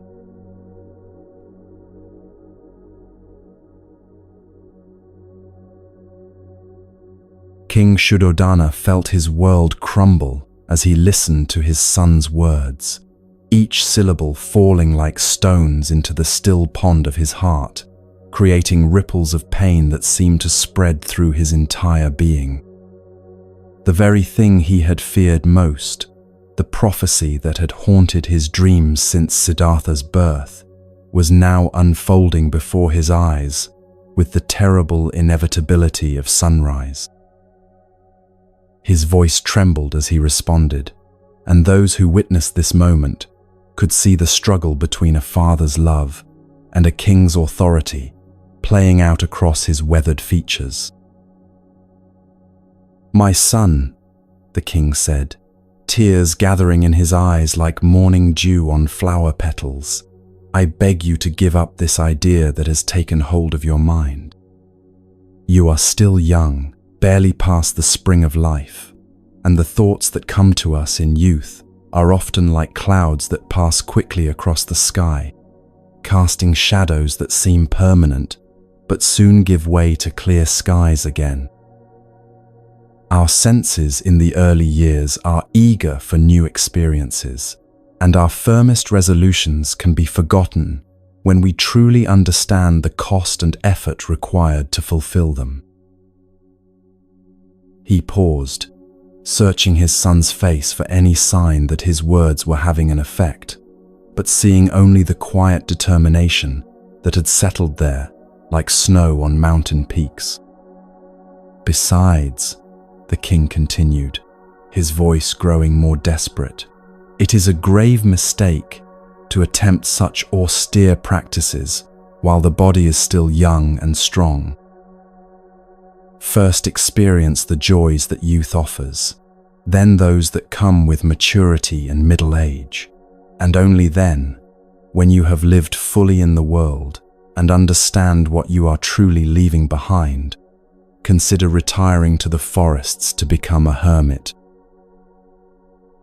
There is time, my beloved son.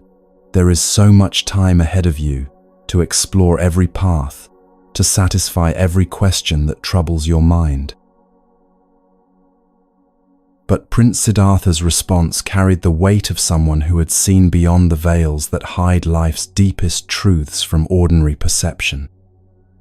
His voice was gentle but unshakable, like water that flows around every obstacle but never deviates from its destined course toward the sea. "Father, dear father," he said, "if you can promise me 4 things, then I will gladly remain in your house and never speak again of seeking truth in the forests. These 4 things are all I require to stay contentedly within these palace walls." "Tell me what they are," the king said eagerly, hope flaring in his heart like a candle suddenly finding more air to feed its flame. "Whatever you ask, if it is within my power to grant, I will move heaven and earth to give it to you." Siddhartha looked at his father with eyes that held both infinite love and infinite sadness, the gaze of someone who is about to ask for the impossible, because only by asking for the impossible can they demonstrate why the possible is not enough. "Promise me, Father, that my life will never end in death. Promise me that sickness will never impair my health or the health of those I love. Promise me that age will never follow my youth, that I will never watch my body grow weak or my mind grow dim. And promise me that misfortune will never destroy the prosperity and happiness that we now enjoy, that loss will never touch our family or our kingdom." The silence that followed these words was like the hush that falls over the world just before dawn, when even the birds pause in their singing to acknowledge the profound transition taking place. King Shuddhodana understood immediately that his son was asking for the very things that no earthly power could provide, the guarantees that no father, no matter how much he loved his child, could ever offer. "You are asking too much, my son," he said quietly, his voice barely above a whisper. "These things are not mine to give, for they are not anyone's to give. What you seek lies beyond the reach of royal authority, beyond the power of any kingdom or treasure." "Then you understand why I cannot remain here," Siddhartha replied, his words carrying the finality of water reaching its lowest level. "If you cannot grant these promises, and I know in my heart that no one can, then please do not try to hold me back when I seek to find another way to deal with the realities that make life so filled with uncertainty and pain. It is not wise to act on a passing impulse, Father, but what moves me now is not impulse, but the deepest recognition of what life truly demands of us." He stood with the dignity of someone who has made a decision that aligns perfectly with his understanding of truth, and his next words carried the gravity of mountains settling into their eternal positions. "Solemn as Mount Meru is my resolve," he said, his voice resonating with quiet power. "You ask me to give up this path, but consider this carefully. When someone is trying to escape from a burning house, we should not hinder them but help them find the way to safety. The day comes inevitably when we must all leave this world, when we must all face the realities I have seen. But what merit is there in a forced separation when that time comes? How much better it is to choose a voluntary separation now, while there is still time to find the wisdom, that can transform our understanding of what it means to live and die. With tears flowing down his cheeks like rivers carrying away the landscape of his hopes, King Shuddhodana watched his son turn and walk away, each step taking him further from the life they had shared and closer to a destiny that no amount of paternal love could prevent. The king returned to his chambers that night, knowing that his son's mind was made up and that all his years of protection and planning had led to this moment of inevitable loss. Siddhartha spent the evening hours walking through the great hall, where Gopa and her companions had once filled the air with laughter and music that seemed to make time itself stand still in appreciation.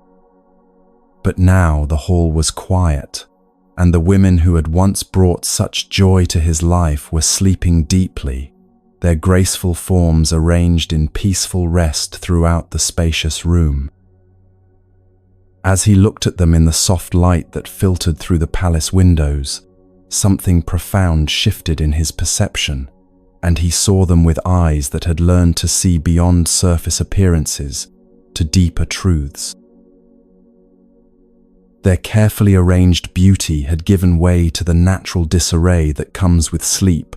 Hair that had been perfectly styled was now disheveled. Mouths that had spoken such sweet words now gaped open, and bodies that had moved with such studied grace were now sprawled in positions that spoke only of unconscious surrender to exhaustion. Their jewelry lay scattered around them, and the elegant clothes that had enhanced their loveliness were now wrinkled and twisted. In this unguarded state, they looked to Siddhartha's newly awakened perception like a preview of the dissolution that awaits every form of earthly beauty. "They are like corpses," he whispered to himself, the words rising from some deep place of recognition that he had not known existed within him. "I am standing in a place of death, surrounded by reminders that everything I have cherished is already passing away, already moving toward the dissolution that claims all temporary forms." This vision was not cruel or morbid, but rather a moment of profound awakening to the truth that beauty and youth and all the things we cling to are constantly changing, constantly flowing toward transformation whether we acknowledge this reality or not. Understanding that the time had come to act on the decision that had been forming in his heart like a pearl forming in the depths of the ocean, Siddhartha quietly left the hall and made his way toward the royal stables. His steps were sure and silent, guided by a certainty that seemed to come from beyond his ordinary mind, as if destiny itself were directing his movements. He found Chandaka, his faithful charioteer, sleeping peacefully in the quarters adjacent to the stables, and he gently woke him with the touch of someone calling a friend to share in a sacred journey. "Chandaka," he said softly, his voice carrying a quality that immediately brought the charioteer fully awake. "Bring me my horse Kanthaka at once. Tonight I ride forth to find the eternal beatitude that lies beyond all the sufferings I have witnessed, beyond all the fears that keep people trapped in cycles of anxiety and despair." Chandaka knew the king's explicit orders about keeping the prince within the palace grounds, but as he looked into Siddhartha's eyes, he felt some power greater than royal command, urging him to obey this request. It was as if the universe itself was speaking through the prince's words, making resistance not just difficult but somehow impossible. Without question or hesitation, he went to fetch Kanthaka, the magnificent horse that had carried Siddhartha on so many journeys, within the safe boundaries of the palace grounds. Kanthaka was indeed a magnificent animal, with strength that seemed almost supernatural, and a grace that made his movements appear more like dancing than mere locomotion. His coat gleamed in the moonlight like polished bronze, and his eyes held an intelligence that suggested he understood far more about the significance of this night than an ordinary horse should be able to comprehend. When Siddhartha approached him, the prince stroked the noble animal's neck with hands that trembled slightly with the magnitude of what he was about to attempt. "Many times, my noble friend," Siddhartha said, speaking to Kanthaka as he would to a trusted companion who could understand every word, "my father rode you into battle and defeated powerful enemies who threatened our kingdom and our people. Tonight, I ask you to carry me into a different kind of battle, one that will determine not just my own fate, but the fate of every being who suffers from the pain of not understanding why life contains so much difficulty and uncertainty. Today I go forth to seek the supreme enlightenment that can transform suffering into wisdom, fear into compassion, and death into a doorway to understanding rather than an ending to be dreaded. Lend me your strength, noble Kanthaka. Lend me your speed and your courage, for tonight we ride not just for my salvation, but for the salvation of all beings who struggle in the darkness of ignorance and despair." As if he understood every word and recognized the sacred nature of this mission, Kanthaka allowed Siddhartha to mount him without making any of the sounds that might have alerted the palace guards to what was happening. The horse seemed to move with supernatural quiet, his hooves touching the ground as silently as falling leaves, as if the very earth were conspiring to help the prince escape from his golden prison. Chandaka, though his heart was heavy with the knowledge that he was helping his beloved prince leave everything familiar and safe behind, climbed onto his own horse and prepared to accompany Siddhartha as far as duty and love would allow him to go. The night was clear and beautiful, with stars scattered across the sky like diamonds thrown onto dark velvet by some cosmic hand that delighted in creating beauty, even in the depths of darkness. The moon hung full and bright above them, casting a silver light that transformed the familiar landscape into something magical and otherworldly. As they rode quietly through the palace grounds toward the city gates, it seemed as if nature herself were blessing this journey, providing just enough light to guide their way, while maintaining the secrecy that would allow them to leave without interference.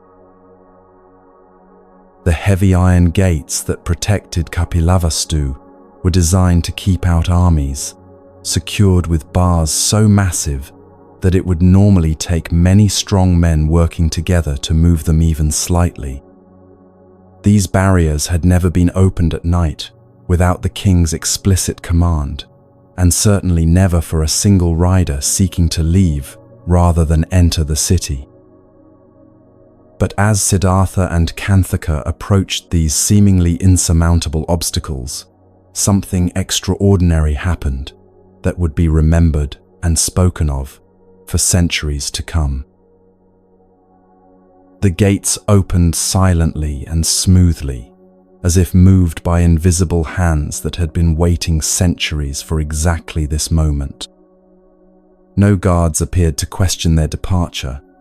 No alarms were raised. No challenges were issued to stop them. It was as if the entire universe had conspired to create a pathway for this prince who was willing to give up everything in search of truth, as if all the forces of destiny were aligned to ensure that nothing would prevent this journey from beginning. To find yourself, you must first lose yourself, and Siddhartha was now leaving behind every external thing that had defined his identity in order to discover who he truly was, beneath all the roles and expectations that had shaped his life.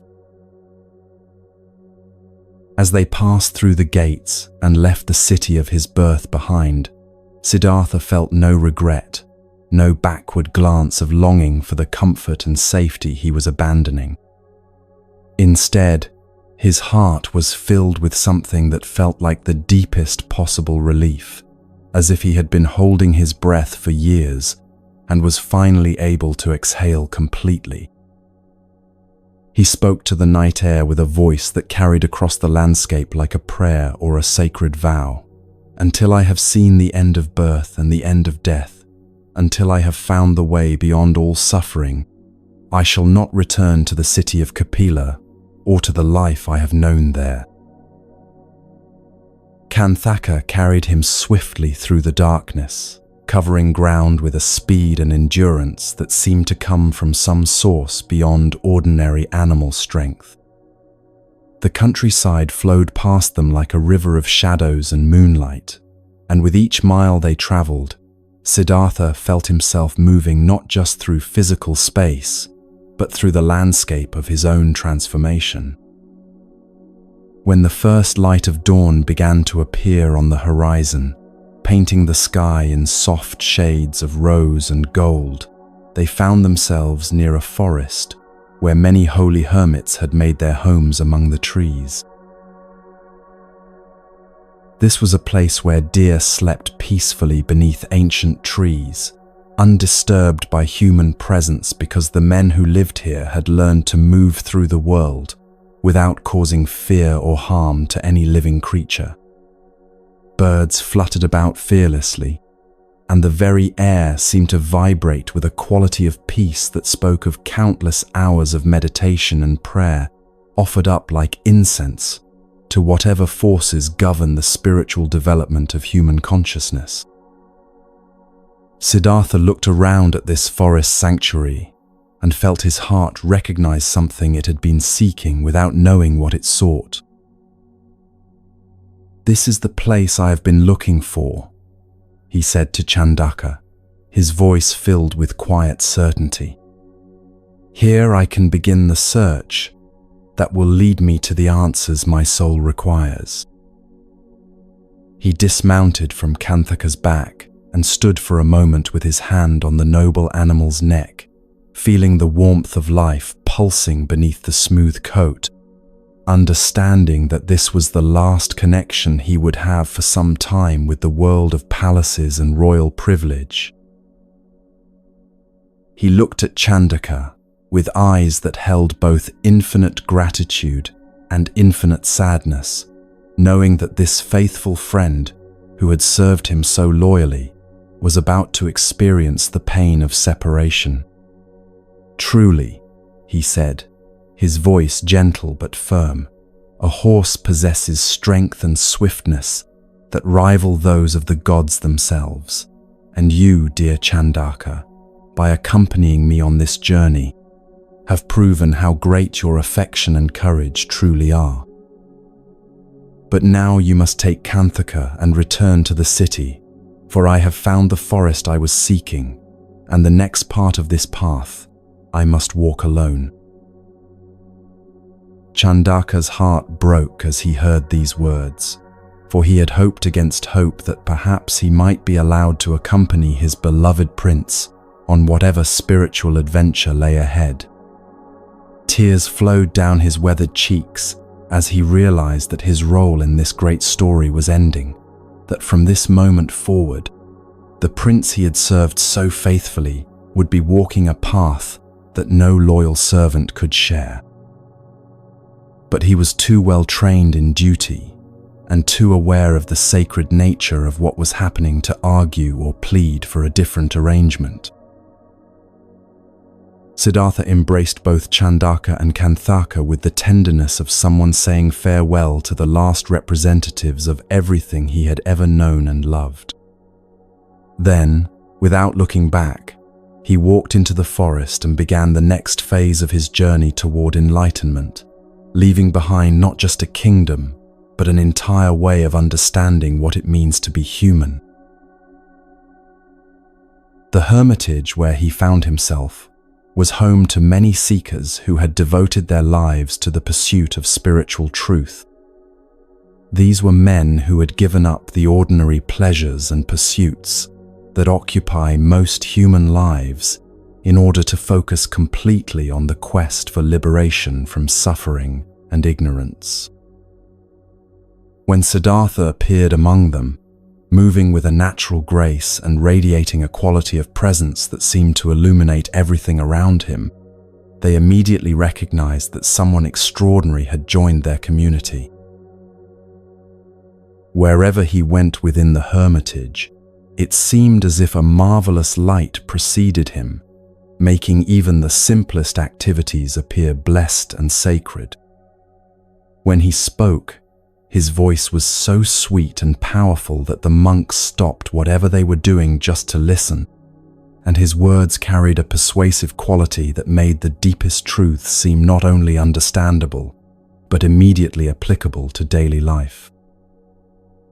It was clear that this young man who had come to them from the world of wealth and privilege possessed an inner development that far exceeded what his years should have made possible. Among the teachers in this forest community was a sage named Arata Kalama, whose understanding of meditation and spiritual discipline had attracted students from far and wide. Arata was known for his mastery of states of consciousness that most people cannot even imagine, and his reputation for wisdom and compassion had made him one of the most respected spiritual guides in the entire region. When he encountered Siddhartha and began to share his teachings with this remarkable new student, he quickly realized that he was dealing with someone whose capacity for understanding was unlike anything he had experienced in decades of teaching. Within what seemed like no time at all, Siddhartha had not only grasped the essential principles that Arata taught, but had mastered the meditative practices and reached the same level of realization that had taken his teacher many years to achieve. His progress was so rapid and so complete that Arata found himself somewhat amazed by the depth of insight this young prince displayed. One day, recognizing that his student had absorbed everything he had to offer, Arata spoke to Siddhartha with the generosity of a teacher who takes genuine joy in his student's advancement. "You understand the teachings as completely as I understand them," Arata said, his voice carrying both pride and a touch of wonder at what he had witnessed. "Everything that I know, you now know as well, and you have reached the same states of consciousness that I have spent my entire life learning to access. If you wish, we can share the work of guiding the other students in this community. We can both serve as teachers, for your realization is now equal to my own." But even as Arata spoke these generous words, Siddhartha found himself questioning whether the path he had been following was truly leading him toward the ultimate freedom he sought. He had learned to quiet his mind, to enter states of profound peace and clarity, to experience levels of consciousness that transcended ordinary awareness. Yet something within him recognized that even these remarkable achievements were not the final answer to the problem of human suffering. "Is this teaching truly the ultimate law?" he asked himself as he contemplated everything he had learned. "Does the path that Arata has shown me really lead to the complete liberation that can free all beings from the cycle of birth, aging, sickness, and death?" As he examined his experience more deeply, he began to see certain limitations in the approach he had been following. The monks in this community led lives of extraordinary austerity, refusing food prepared by human hands and eating only fruits, leaves, and roots that they could gather from the forest. They drank nothing but water, and when they slept, it was under open sky with only the branches of trees for shelter. When the sun scorched them during the day, They offered their bodies to its heat without seeking shade, and when bitter winds blew through the forest, they exposed themselves to the cold without complaint.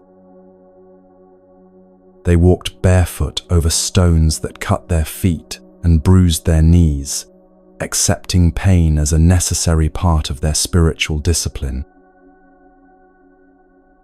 These practitioners believed that virtue could only be achieved through suffering, that the more they could endure, the more spiritual merit they would accumulate. They thought that by practicing perfect austerity and demonstrating complete indifference to physical comfort, they would earn the right to ascend to heavenly realms when their lives ended. In their minds, they were supremely happy because they believed their suffering was purchasing something infinitely valuable, a future existence in realms of eternal bliss.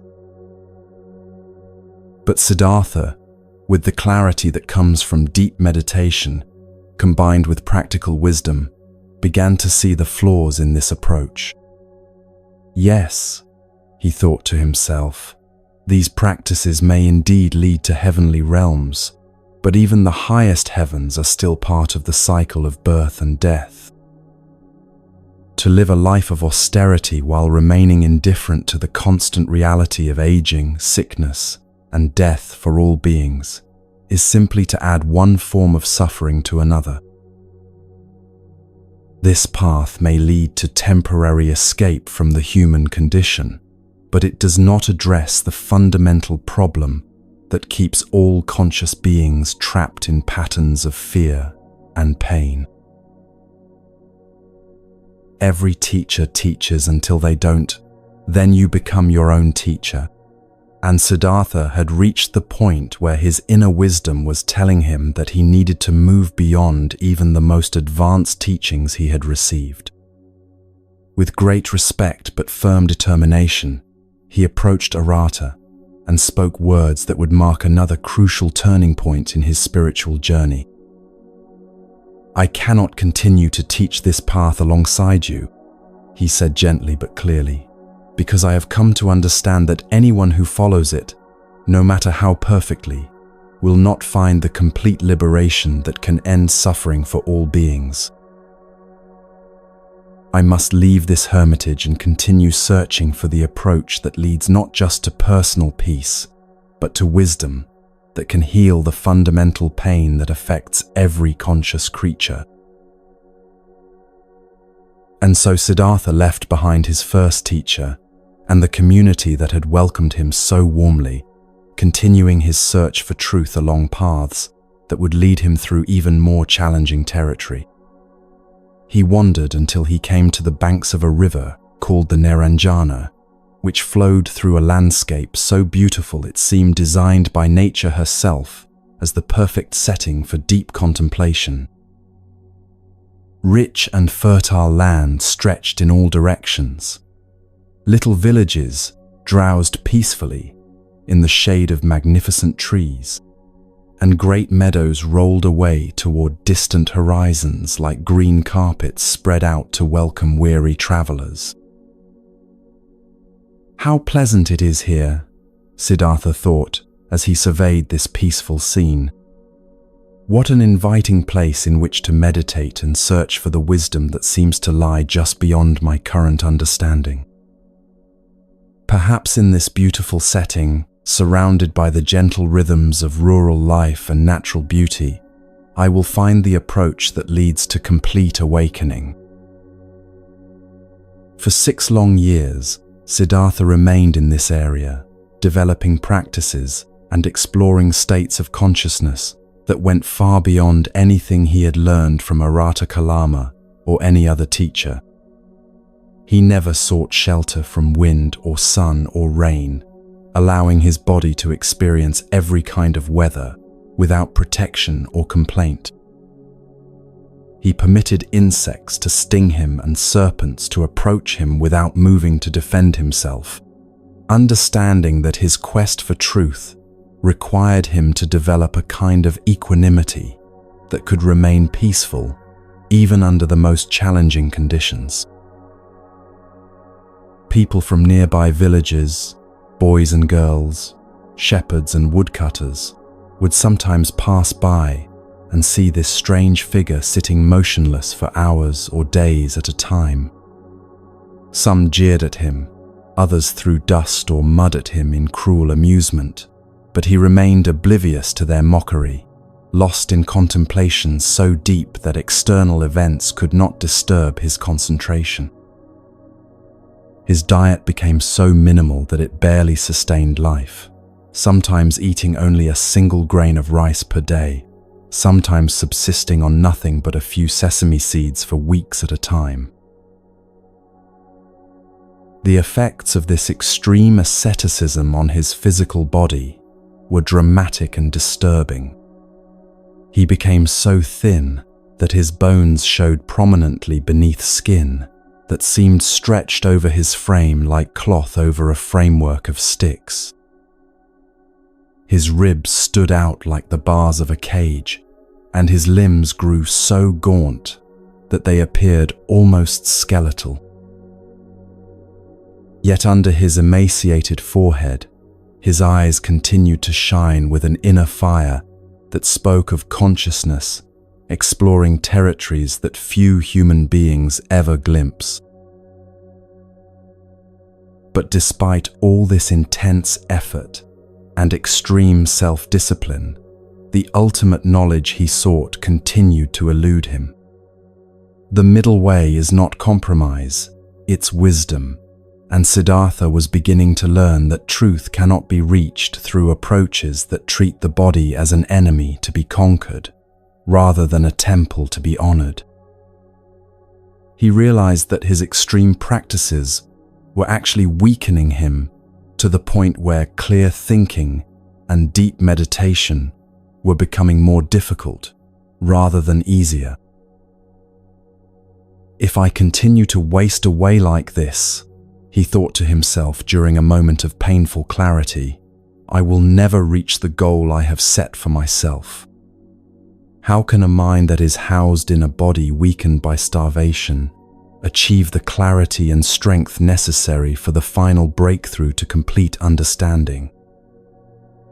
The body is a temple, not a prison to escape, and I must find the balance that allows both physical health and spiritual development to support each other rather than working at cross purposes. Near the place where Siddhartha had been practicing his austerities, there was a village called Uruvilva, and in this village lived 10 young women who had observed his spiritual efforts with growing concern and admiration. These women had begun bringing him small offerings of grain and fruit, leaving them nearby where he could find them if he chose to accept their charity. For months, Siddhartha had rarely touched these gifts, but now, recognizing that his approach needed to change if he was going to achieve his goal, he began to accept their offerings and slowly rebuild his strength. One day, the young women noticed that he had eaten everything they had brought him, and the next day they returned with larger portions, which he also consumed completely. Gradually, as he began to take more nourishment, they increased their offerings until he was receiving enough food to restore his health without losing the mental clarity that his years of discipline had developed.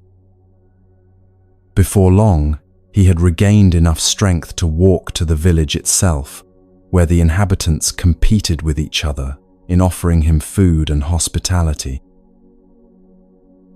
As his physical condition improved, and his natural beauty and vitality returned, it became clear that this period of extreme asceticism had not weakened his spiritual development, but had somehow refined and purified it in ways that were now allowing him to access even deeper levels of understanding. When we stop fighting life, life stops fighting us, and Siddhartha was learning to work with his human nature rather than against it in his quest for ultimate truth. One night, as he slept peacefully in a place where his mind had found the perfect balance between effort and ease, between discipline and compassion. Siddhartha experienced 5 dreams that would prove to be prophetic indicators that his long search was approaching its climax. These dreams came to him with a vividness and symbolic clarity that left no doubt about their significance. In the first dream, he saw himself lying on a bed that was the entire earth, with the Himalaya mountains serving as his pillow. His right hand rested on the Western Ocean, his left hand on the Eastern Ocean, and his feet touched the Southern Sea. This dream spoke of consciousness expanding to embrace the entire world, of awareness becoming so vast that it could encompass all of existence within its understanding. In the second dream, he saw a reed growing from his navel, shooting upward so rapidly that it soon reached the sky itself. This image represented the spiritual axis that connects earth to heaven, the pathway along which consciousness can ascend from ordinary awareness to the highest possible realization. The third dream showed him covered with worms that crawled up his legs and completely enveloped his body, yet when he looked more carefully, these creatures transformed into seekers and students who were approaching him for guidance and teaching. This vision indicated that he would soon become a teacher whose wisdom would attract countless beings seeking liberation from their own suffering. In the fourth dream, birds flew toward him from every direction, north, south, east, and west, and as they approached his head, they seemed to turn from ordinary creatures into beings of pure gold. This symbolized the way that all forms of seeking, from every possible direction and tradition, would be transformed into wisdom when they encountered the truth he was about to discover. The fifth and final dream was perhaps the most significant of all. He saw himself standing at the foot of an enormous mountain made entirely of filth and excrement, a sight that would normally provoke disgust and revulsion in any observer. But in the dream, he climbed this mountain with perfect equanimity, reached its summit, and then descended the other side, without being defiled in any way by what he had encountered. This powerful image represented his readiness to face every form of human suffering and ignorance, without being overwhelmed or contaminated by it. His ability to move through even the most challenging aspects of existence, while maintaining perfect purity of heart and mind. When Siddhartha awakened from these dreams, he knew with absolute certainty that the day had arrived when he would attain the supreme knowledge that had been the goal of all his seeking. The long years of preparation, his sheltered youth, his shocking encounters with aging, sickness, and death, his departure from palace life, his studies with various teachers, his extreme ascetic practices, and his discovery of the middle way, all of this had been leading to this moment when he would finally break through to complete understanding. He rose from his resting place and set out for the village of Aurovilva, knowing that he needed to receive one final meal before undertaking the meditation that would transform him from a seeker into one who had found what every conscious being seeks. Among the 10 young women who had been caring for him, there was one named Sujata, whose devotion and spiritual sensitivity had made her particularly attuned to the sacred nature of what was happening. That morning, Sujata had been milking her 8 wonderful cows, animals whose milk was remarkably rich and flavorful, possessing qualities that seemed almost supernatural in their nourishing power. As she prepared to make an offering of rice cooked in this exceptional milk, adding honey for sweetness and love for flavor, something extraordinary happened that confirmed her intuition about the significance of this day. When she set the mixture to boil in a new pot placed on a new stove, huge bubbles began to form and float gracefully off to the right, without causing the liquid to rise or spill even a single drop. The stove produced no smoke despite the intensity of the fire beneath it, and the entire cooking process seemed to be guided by forces beyond ordinary natural laws. Sujata was filled with amazement and called to her servant Purna, "The gods themselves are blessing our efforts today. Go quickly and see if the holy man is approaching our house, for I believe this miraculous cooking is a sign that something sacred is about to happen." Purna hurried to the doorway and looked out toward the path that led to their village.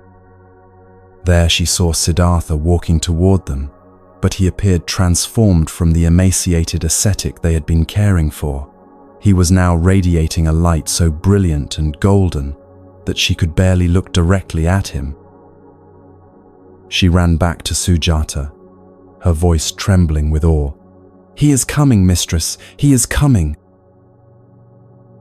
But be prepared to be overwhelmed by his splendor, for he shines like the sun itself. "Let him come, oh let him come," Sujata cried, her heart overflowing with joy and reverence. This wonderful milk was prepared especially for him, and I understand now that this day has been chosen by destiny itself for something that will change the world. When Siddhartha arrived at her house, his very presence seemed to illuminate everything around him with a radiance that spoke of approaching enlightenment. Sujata approached him with the deepest respect, bowing 7 times before offering him a golden bowl filled with the miraculous rice milk that had been prepared under such auspicious circumstances. As he accepted this final meal before his great awakening, Siddhartha understood that he was receiving much more than physical nourishment. He was being given a blessing that would sustain him through the ultimate confrontation with everything that keeps beings trapped in cycles of fear and suffering. All Buddhas throughout history, he thought as he held the golden bowl in his hands, have received their final meal before enlightenment served to them in a golden vessel just like this one. Since Sujata offers me this gift at exactly the right moment and in exactly the right way, I know that the time has truly come for me to fulfill the destiny that has been guiding my entire life. He drank the nourishing mixture slowly and gratefully, feeling strength flow through his body and clarity sharpen in his mind, preparing him for the meditation that would finally reveal the truth that sets all beings free from the suffering that seems so fundamental to existence. The stage was set, the preparation was complete, and the moment that all of human history had been waiting for was about to begin.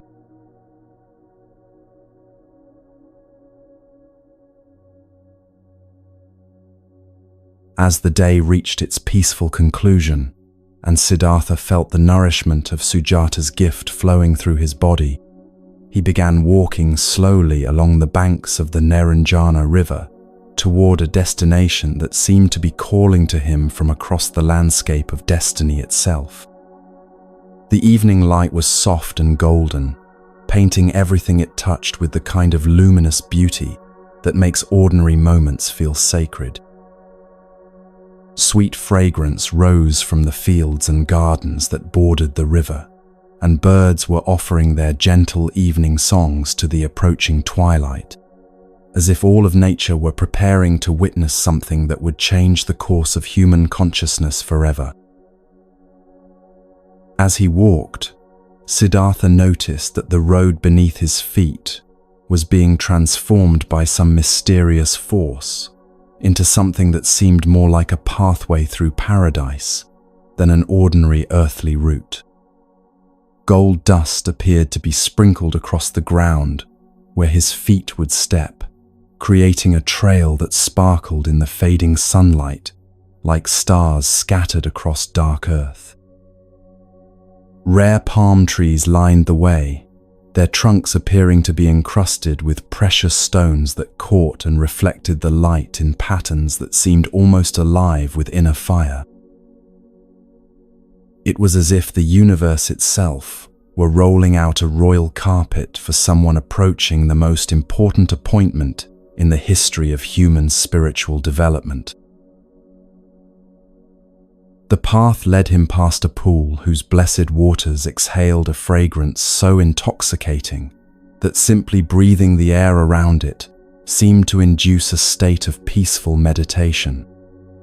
White, yellow, blue, and red lotuses spread their massive petals across the surface of this sacred pond, and the clear songs of swans filled the air with music that seemed to come from celestial realms rather than from ordinary earthly creatures.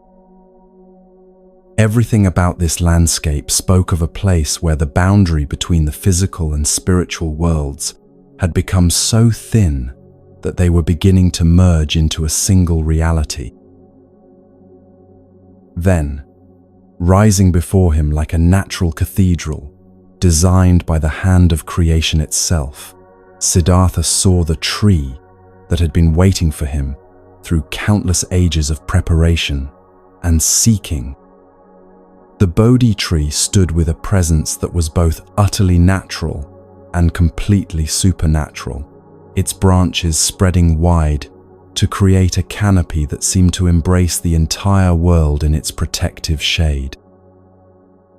This was not just a tree, but a living symbol of the connection between earth and heaven, its roots reaching deep into the soil of ordinary reality while its branches stretched upward toward whatever lies beyond the visible sky.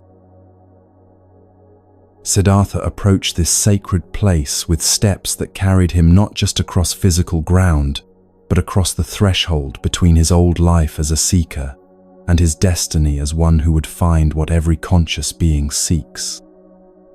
He walked to the eastern side of the tree and bowed 7 times, acknowledging the sacred nature of what was about to take place and offering his respect to all the forces that had guided him to this moment.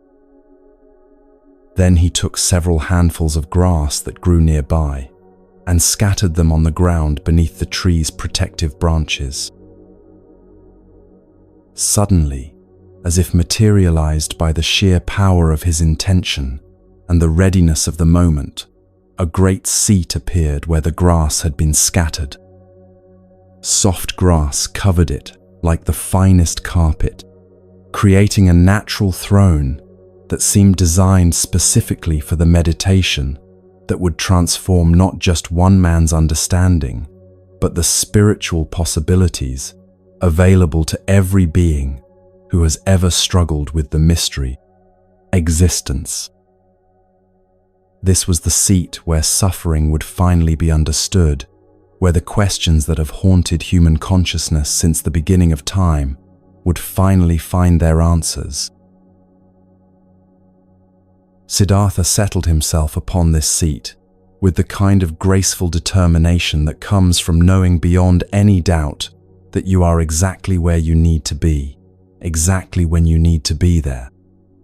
He held his head and shoulders erect with the dignity of someone who has nothing to hide and nothing to prove, and he turned his face toward the east, toward the direction from which dawn comes to awaken the world from the darkness of night. In that moment, feeling the solid earth beneath him and the vast sky above him, he spoke words that would echo through eternity as an example of what complete commitment to truth looks like. "Even if my skin should parch and crack under the heat of the sun," he said, his voice carrying across the grove with the authority of absolute resolve, Even if my hands should wither and lose all their strength, even if my bones should crumble into dust and scatter on the wind, I will not move from this seat until I have attained the supreme knowledge that can free all beings from the suffering that seems so fundamental to existence.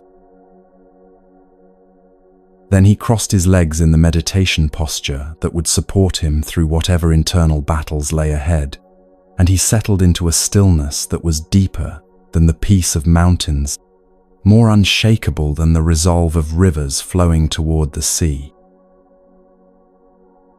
The light that emanated from Siddhartha's body as he entered into this final meditation was so brilliant that it penetrated even to those realms where Mara, the personification of everything that keeps beings trapped in cycles of fear and desire, held dominion over the forces of distraction and delusion. This radiance was not ordinary light, but the luminosity of consciousness approaching its full awakening, and it dazzled Mara like lightning piercing through the deepest darkness. As this light reached the shadowy kingdom where doubt and temptation reign supreme, Mara seemed to hear a voice speaking words that filled him with apprehension and dread. The one who renounced a kingdom is now seated beneath the tree of knowledge, the voice proclaimed with the certainty of prophecy being fulfilled. He is concentrating his mind with the kind of focus that can penetrate through every illusion, and he is making the supreme effort that will soon bring to all creatures the help they have been seeking through countless lifetimes of struggle and confusion. Because of what he is about to accomplish, the realm of awakened beings will be filled to overflowing, and the kingdom of ignorance and fear will be emptied of its subjects. You, Mara, will find yourself a commander without an army, a king without subjects, and you will not know where to take refuge when truth finally illuminates every corner of existence. Mara was filled with the kind of panic that comes to those who have built their power on illusion when they realize that reality is about to expose their kingdom as nothing more than shadows and dreams. He tried to sleep, hoping to escape into unconsciousness, the growing certainty that his dominion over human consciousness was about to end. But his slumber was disturbed by terrible nightmares that showed him exactly what was approaching. He saw his palace of delusion crumbling into dust, his armies of distraction fleeing in terror, and his own power dissolving like mist before the rising sun of awakened understanding. When he could no longer bear the visions that plagued his sleep, Mara awakened and immediately summoned his servants and soldiers, the personifications of every form of mental suffering that has ever plagued human consciousness. When these beings saw their master, they became alarmed by his appearance, for he looked pale and shaken, his confidence replaced by an anxiety that made his entire being tremble with apprehension. Satavaha, one of his sons who represented the pride that keeps beings trapped in cycles of comparison and competition, approached his father with concern. "Father," Satavaha said, his voice carrying the worry of someone who sees his leader's strength wavering, "you look disturbed and unhappy. Your heart beats with a rhythm that speaks of fear, and your limbs shake as if you have seen something that has shattered your usual confidence. What have you heard? What have you witnessed that has affected you so deeply? Speak to us, for we have never seen you in such a state of distress." Mara's reply came in a voice that seemed to carry the weight of inevitable defeat, the tone of someone who has suddenly understood that the game he has been playing is about to end with his complete loss. "My sons," he said, his words heavy with the knowledge of approaching transformation. The days of my pride and power are numbered. I heard a voice crying out through the light that emanates from the one who sits beneath the tree of knowledge. And this voice told me that his awakening will mark the end of everything I have built through ages of keeping beings trapped in ignorance and fear. I have had dreams so terrible that they seem to strip away every illusion I have ever created about my own permanence and authority.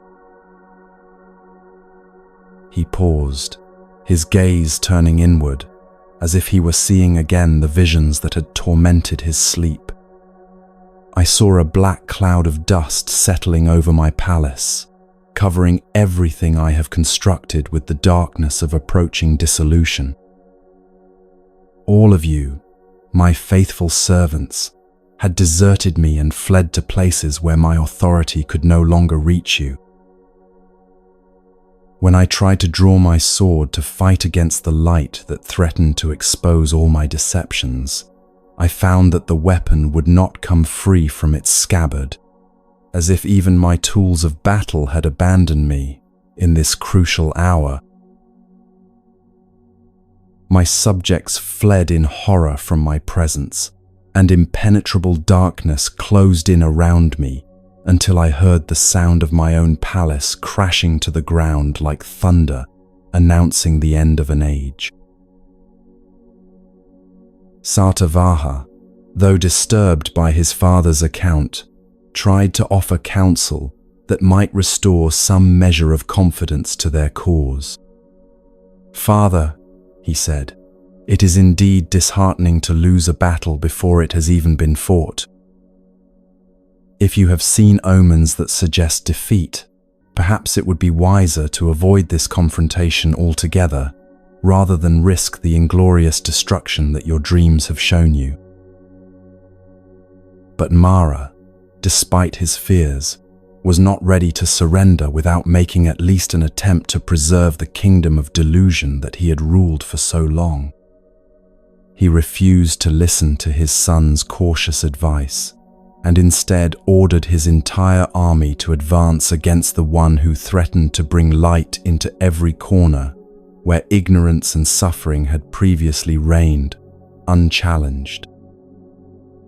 What you resist persists, what you accept transforms, but Mara had not yet learned this fundamental truth, and so he chose to fight rather than face the reality of what was happening beneath the Bodhi tree. The army that assembled at Mara's command was a fearsome sight that represented every form of mental torment that conscious beings can experience.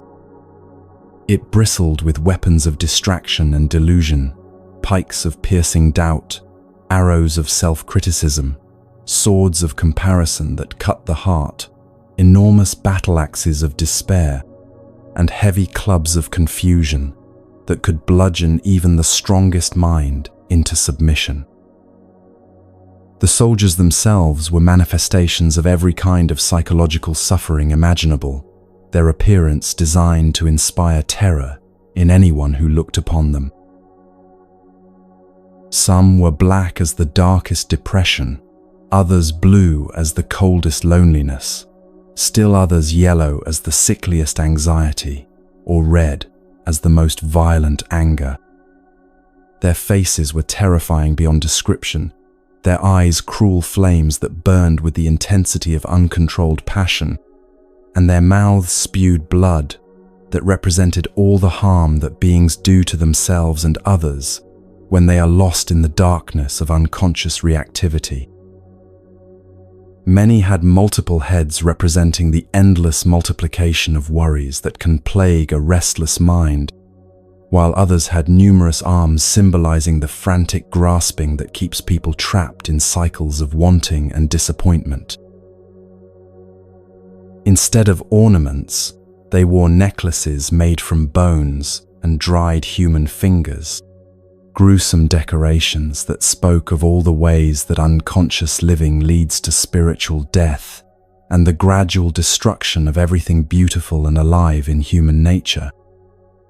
They advanced toward the Bodhi tree, with hideous laughter and savage cries that were designed to shatter the concentration of anyone who dared to seek truth in the face of such overwhelming opposition.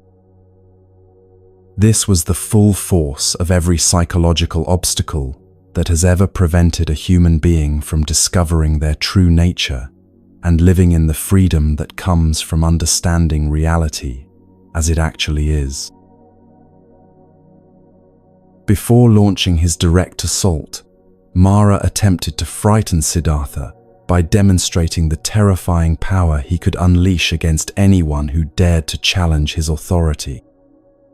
He roused the fury of the winds, sending cyclones rushing toward the meditation seat from every direction, storms so violent that they uprooted ancient trees, devastated entire villages, and shook mountains until boulders tumbled from their peaks, like teardrops falling from the eyes of giants. These winds were meant to represent the way that life's unexpected changes can overwhelm us when we try to hold on to things that are constantly shifting and transforming. But Siddhartha, seated in perfect stillness beneath the Bodhi tree, never moved so much as a finger in response to this supernatural storm. Not a single fold of his robe was disturbed by winds that were destroying everything else in their path, for he had learned the secret of finding the eye of the hurricane, that place of perfect peace that exists at the center of every disturbance. You are not your thoughts, you are the awareness watching them, and Siddhartha had discovered the part of himself that could remain completely unaffected by even the most violent external circumstances.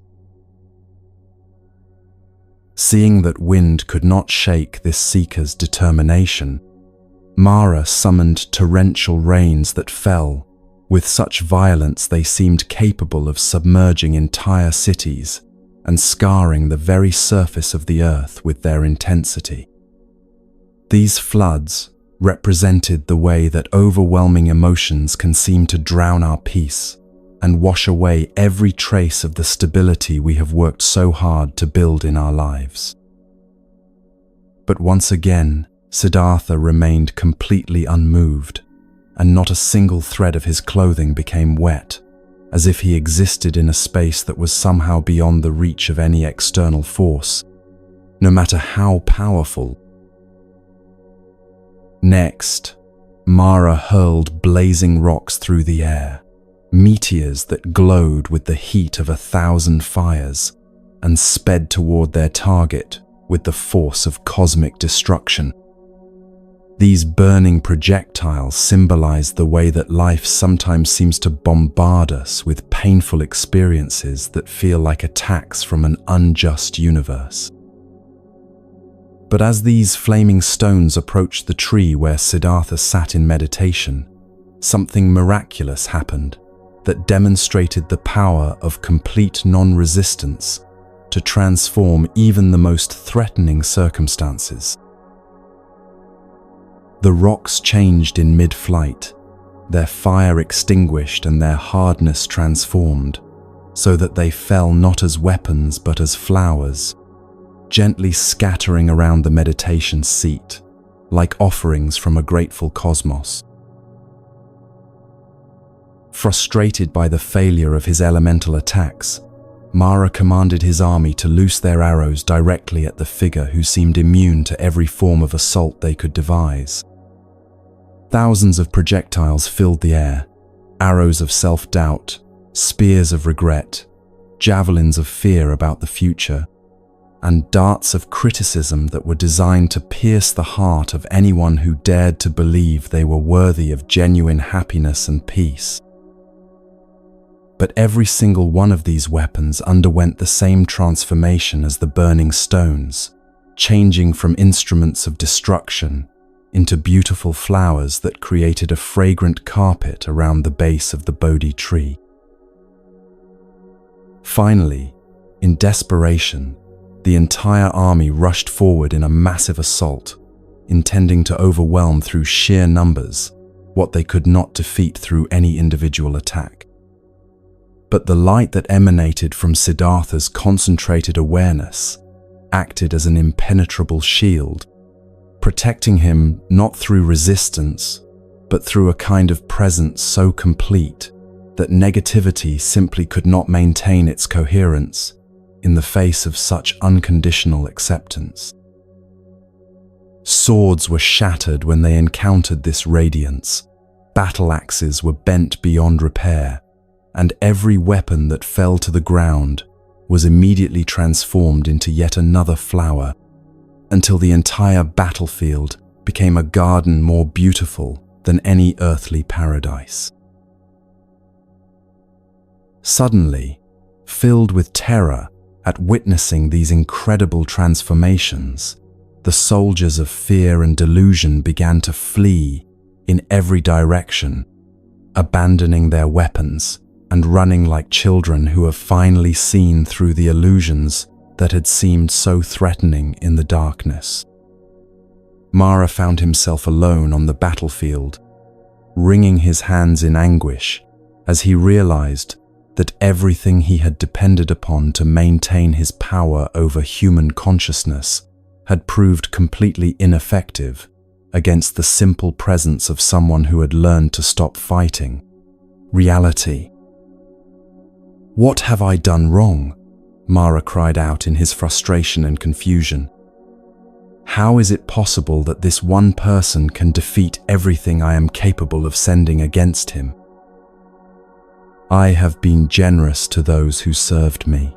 I have granted desires to countless beings who asked for my help, and those who are fleeing could bear witness to my kindness and the rewards I have given them for their loyalty."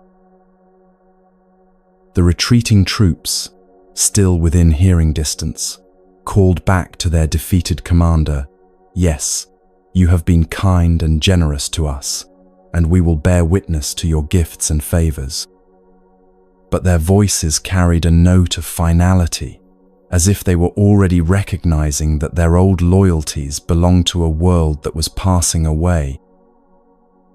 Mara, clutching at this fading support, turned his attention back to Siddhartha and spoke with the voice of someone making a last desperate argument. "But what proof has this man given of his own generosity?" he demanded. "What sacrifices has he made that entitle him to claim victory over powers that have ruled human consciousness since the beginning of time? Who will bear witness to his qualifications for the awakening he seeks to achieve? Where are the supporters who can testify to his worthiness?" In that moment, a voice arose from the earth itself, speaking with the authority of the foundation that supports all life and has witnessed every act of compassion and sacrifice throughout the history of conscious existence. "I will bear witness to his generosity," the earth declared, her voice carrying the weight of geological ages and the wisdom of countless seasons of growth and renewal. This was the moment when truth needed no defense, when reality itself spoke on behalf of someone who had aligned his entire life with the deepest principles of love and service. The earth continued speaking, her words flowing like a river carrying the accumulated wisdom of all time. "Yes, I, who am the mother of all beings, will gladly bear witness to his boundless generosity. 100 times, 1,000 times, in the course of his previous existences, this being has offered his hands, his eyes, his head, his entire body in service of others who were suffering or in need. In this current lifetime, which will be his last before complete liberation, he will destroy the very roots of aging, sickness, and death for all who encounter his teaching. As surely as he excels you in spiritual strength, Mara, he surpasses you equally in the generosity that flows from a heart that has learned to love without conditions or limitations."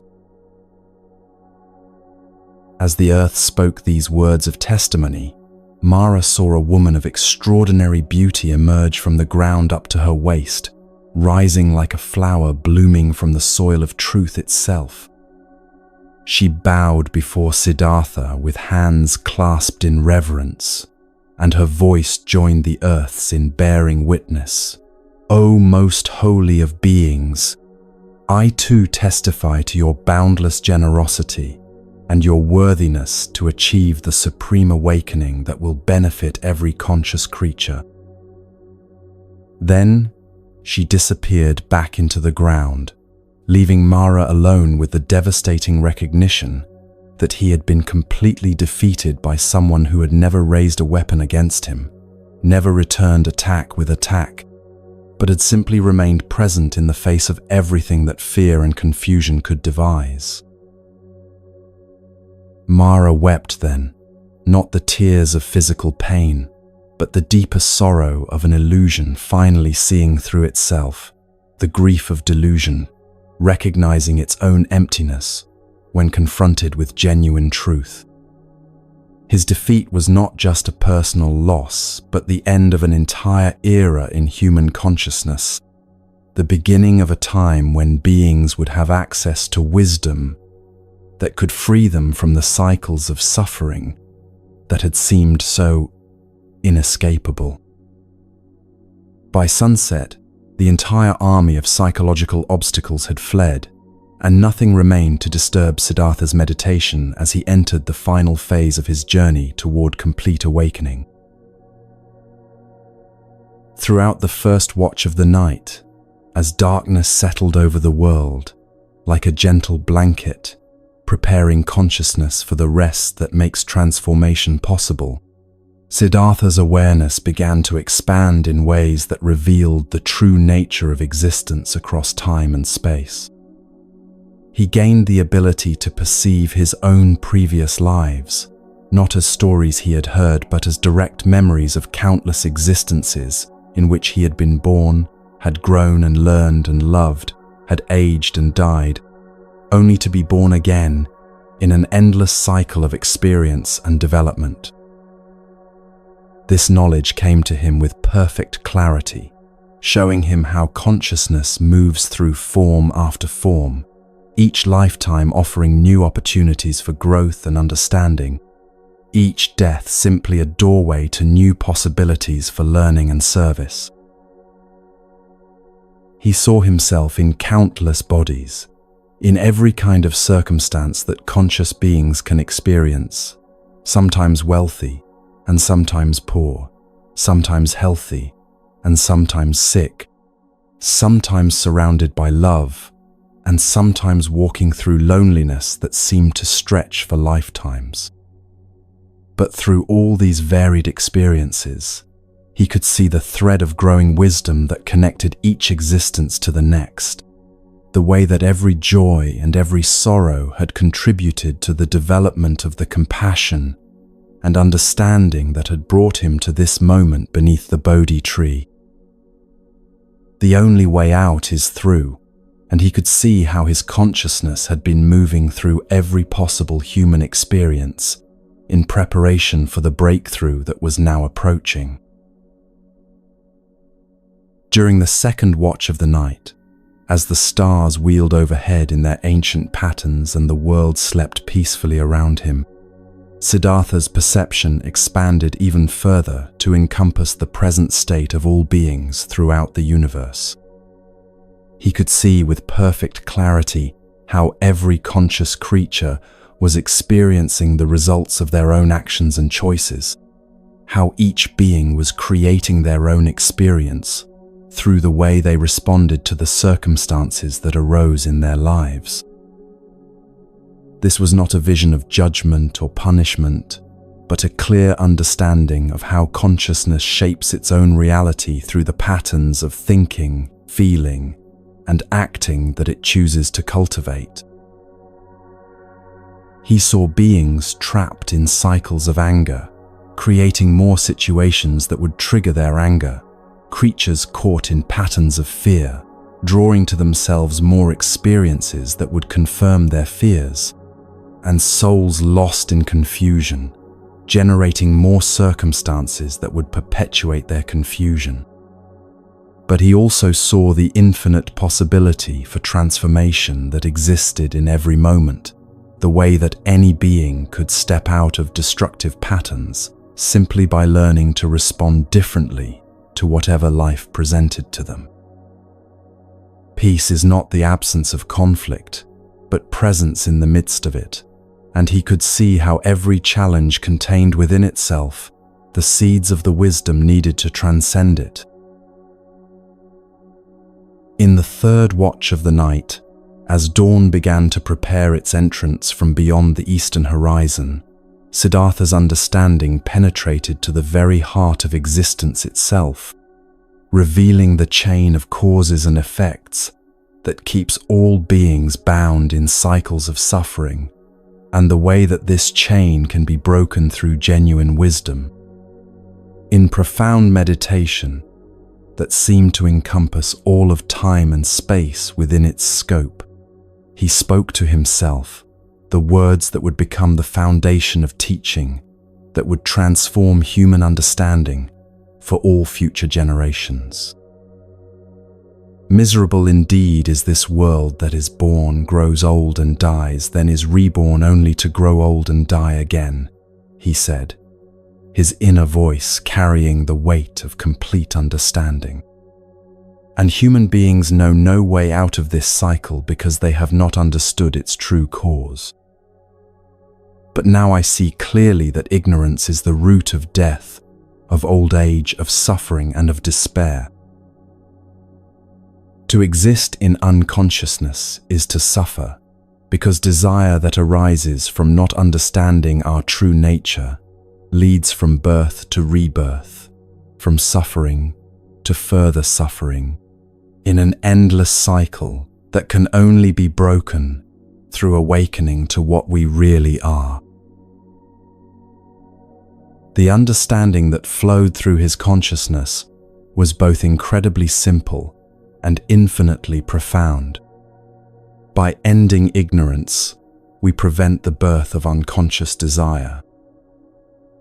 By stifling craving that comes from not knowing our true nature, we prevent the rebirth of suffering patterns. By leading a life of complete awareness and compassion, desire is transformed from a source of bondage into a force for awakening, and we cease to create the very suffering we have been trying so desperately to escape. When the first light of dawn appeared on the horizon, painting the sky in shades of rose and gold that seemed to celebrate the transformation that had taken place during the night, Siddhartha had become something entirely new in human history. He was no longer a seeker, but one who had found, no longer someone struggling with questions, but someone who had discovered answers so complete they could satisfy every genuine inquiry about the nature of existence and the possibility of freedom from suffering. He had become a Buddha, one who is fully awakened to the truth that sets all beings free. From the depths of his being, words arose that proclaimed the end of his long search and the beginning of a new chapter in human spiritual development. I have had numerous births in the cycle of existence, he declared, his voice carrying across the grove with the authority of complete realization. In vain have I sought through lifetime after lifetime the builder of the house of suffering that seemed so solid and permanent. Oh, what torment there is in this endless cycle of birth and death and rebirth, this constant repetition of the same patterns of pain and confusion.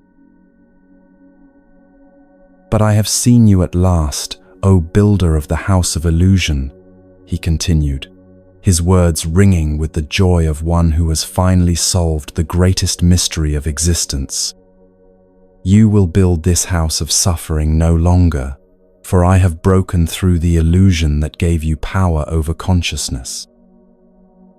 The rafters of delusion are broken, the walls of separation have crumbled, and the entire structure of unconscious living has collapsed into the recognition of what was always already true. The mind has attained nirvana, the peace that comes from no longer fighting reality, and birth into unconsciousness is no more because the desire that creates suffering has been transformed into the wisdom that creates freedom.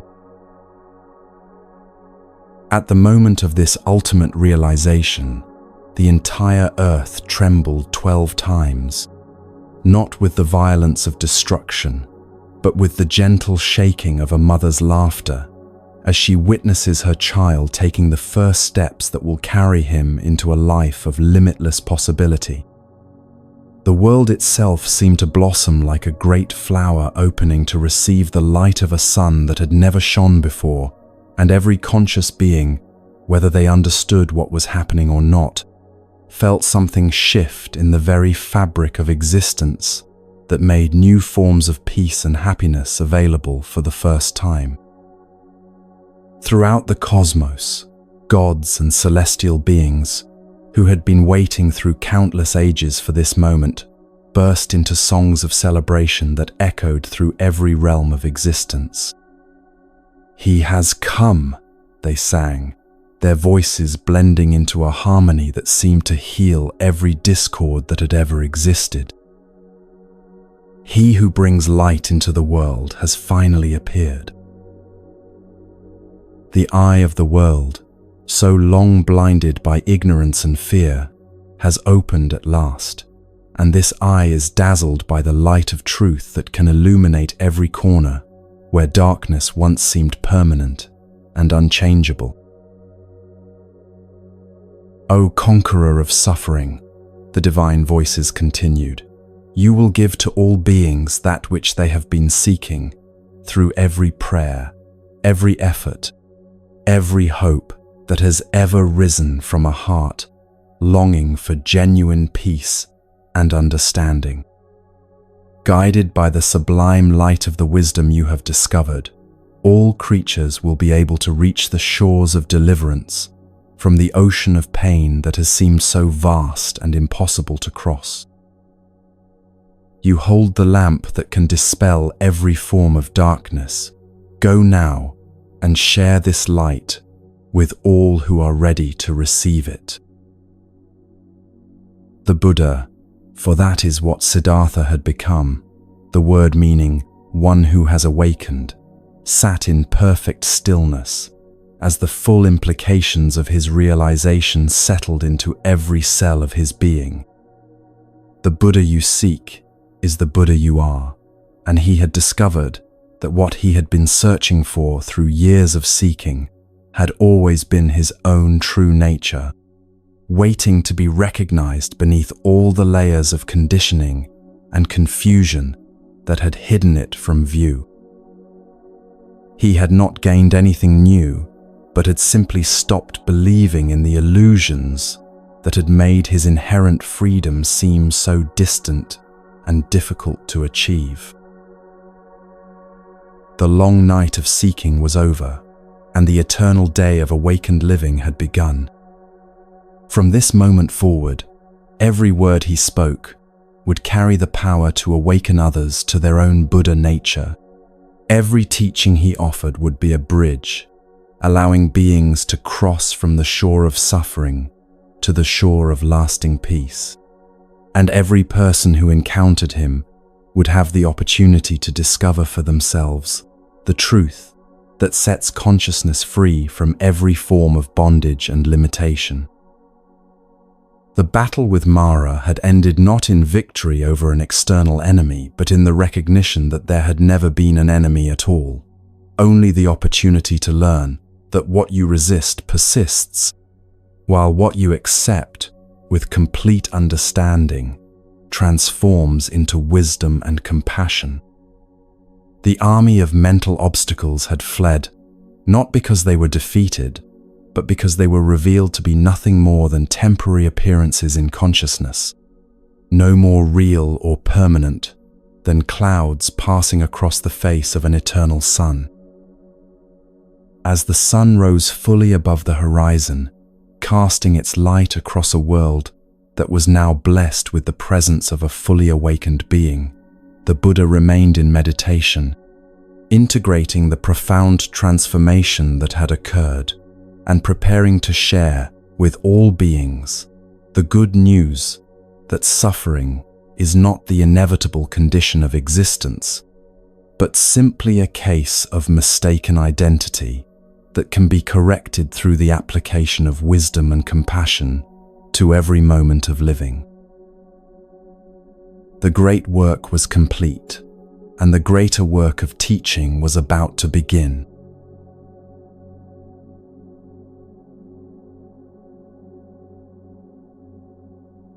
For 7 days after his awakening, the Buddha remained seated beneath the Bodhi tree in a state of perfect peace that seemed to encompass not just his own being, but the entire universe around him. He was like someone who has been carrying a heavy burden for countless miles and has finally been able to set it down, discovering in that moment of release a lightness and freedom that feels almost too wonderful to believe. The suffering that had driven his entire spiritual quest had not just ended, but had been revealed to be based on a fundamental misunderstanding about the nature of existence itself. Now, sitting in the afterglow of complete realization, he found himself facing a question that would determine the course of human spiritual development for all future generations.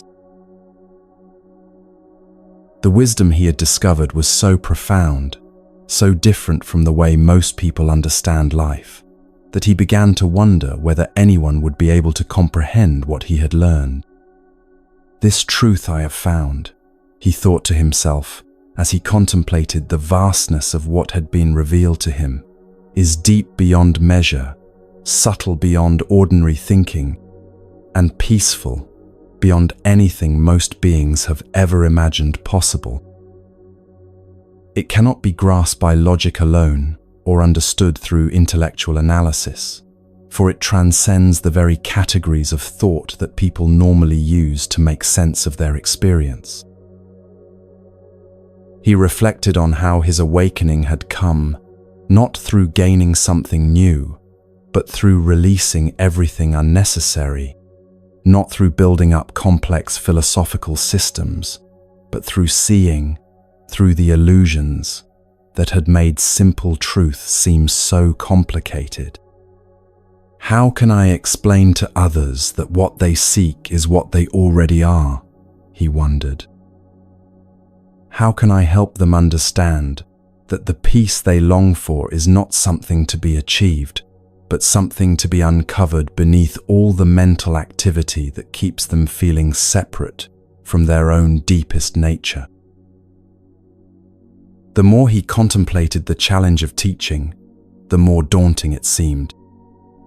Most people, he realized, were so caught up in the pursuit of pleasure and the avoidance of pain that they had little interest in questioning the fundamental assumptions that kept them trapped in cycles of wanting and disappointment.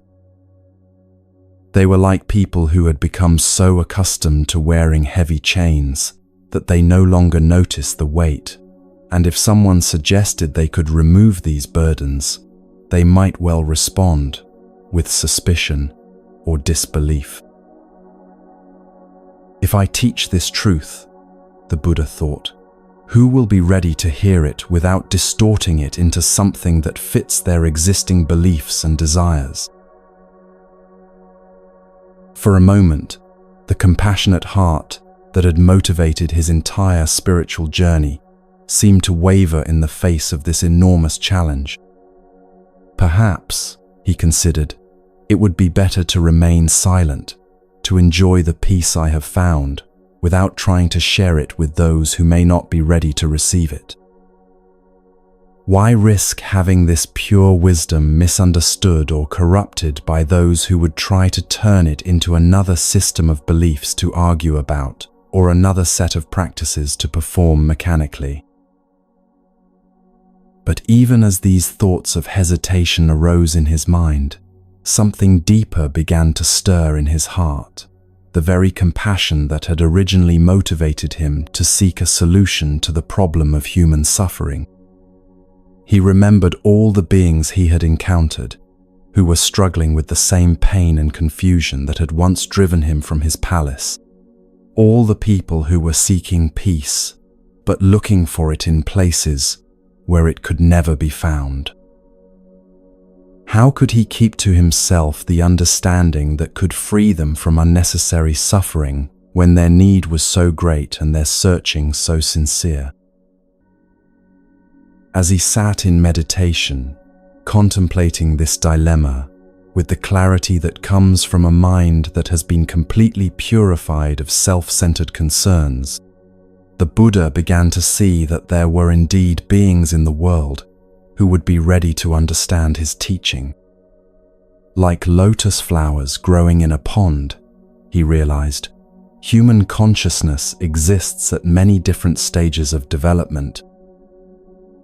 Some people were like lotuses still buried deep in the mud of ignorance and confusion, not yet ready to respond to the light of wisdom, even when it shines directly upon them.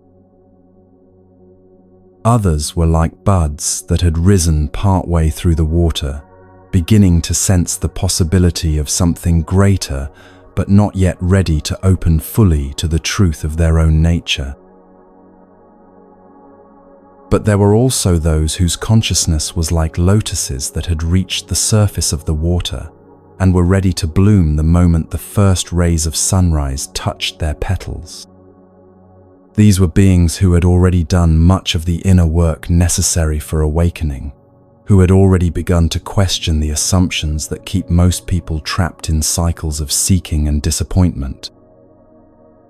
For these ready souls, even a few words of genuine wisdom might be enough to trigger the recognition of their own Buddha nature, the realization that what they had been seeking through so much effort and struggle was actually their own deepest essence.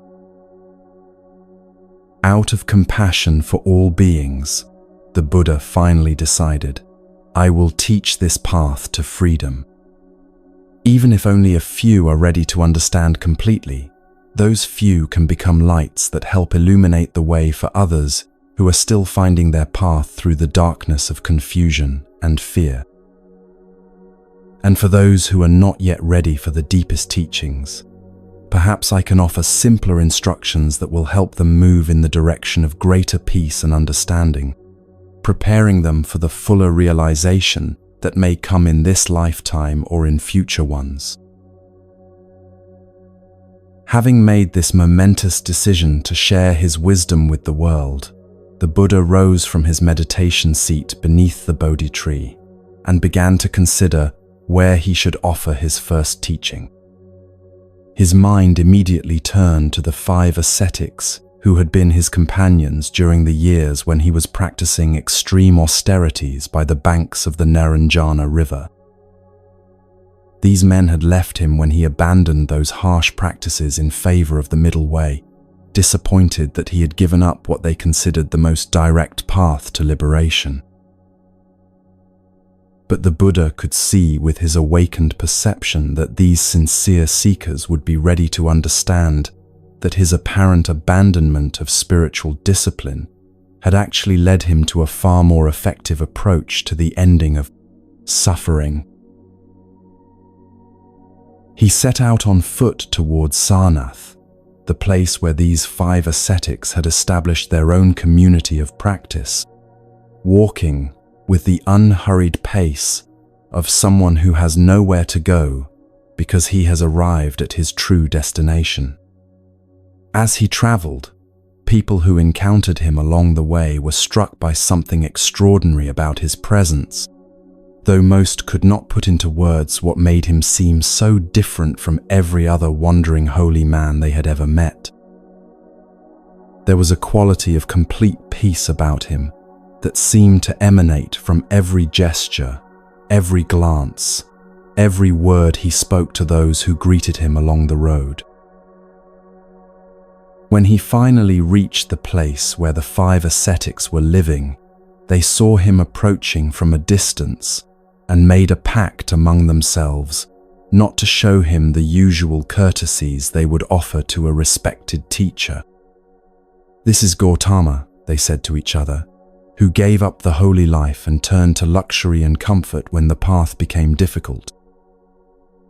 We should not stand to greet him or offer him a seat or show him any of the respect due to someone who has maintained his spiritual discipline." But as the Buddha drew nearer, something about his presence began to affect them in ways they had not anticipated. Almost without realizing what they were doing, they found themselves rising to their feet, preparing a seat for him, and offering him water to wash his feet and refresh himself after his journey. There was something about the quality of peace that surrounded him that made such gestures feel not just appropriate, but absolutely necessary, as if they were in the presence of someone who had discovered something precious beyond all ordinary understanding. Even though they offered him these courtesies, they still addressed him by his personal name, rather than using the titles of respect they would normally employ when speaking to a spiritual teacher. "Welcome, Gautama," they said, their voices carrying a mixture of curiosity and skepticism. "We hope your journey has been pleasant, and that you have found whatever you were seeking when you left our community." The Buddha looked at them with eyes that held infinite compassion and a gentle humor that comes from seeing clearly through all the illusions that cause beings to suffer unnecessarily. "My friends," he said, his voice carrying a quality that immediately captured their complete attention, "do not address me by my personal name, as you might speak to an equal or a friend. I have become a Tathagata, one who has found the way beyond all suffering, and I have come to share with you the wheel of teaching that can lead all beings to the same freedom I have discovered." At first, the 5 ascetics were inclined to dismiss this claim as the boastful talk of someone who had compromised his spiritual practice and was now trying to justify his lack of discipline. "How can you, who gave up the effort and returned to a life of ease, claim to have achieved what we who have maintained our austerities have not yet reached?" they asked. But something in the Buddha's presence made it impossible for them to maintain their skepticism for long. There was an authority in his words that came not from intellectual knowledge, but from direct realization, and a peace in his being that spoke of someone who had indeed found what every spiritual seeker hopes to discover. Over the course of several days, the Buddha shared with these 5 men the essential insights that had led to his awakening, speaking in language so simple and clear that even the most profound truths became immediately accessible to their understanding. He taught them what would become known as the 4 Noble Truths, 4 observations about existence that cut through all the complexity and confusion that usually surrounds discussions of human suffering and its resolution.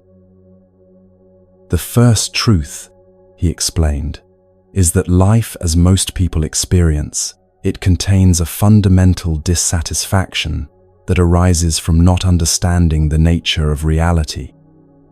This is not pessimism, but simple recognition of the obvious fact that even our happiest moments are temporary, that everything we love will eventually change, and that we spend much of our time fighting against circumstances we cannot control. The teaching is simple: stop fighting reality, and half of your suffering ends immediately. The second truth, he continued, is that this suffering has a cause, and that cause is our constant craving for life, to be different from what it is. We suffer not because difficult things happen, but because we resist difficult things when they arise and cling to pleasant things when they begin to change. This craving keeps us trapped in cycles of wanting and disappointment because it is based on the illusion that our happiness depends on external circumstances rather than on our understanding of our own true nature. The third truth, the Buddha explained with the joy of someone sharing the most wonderful possible news, is that this suffering can completely end. It is not a permanent condition that we must simply endure, but a case of mistaken identity that can be corrected through wisdom and compassion.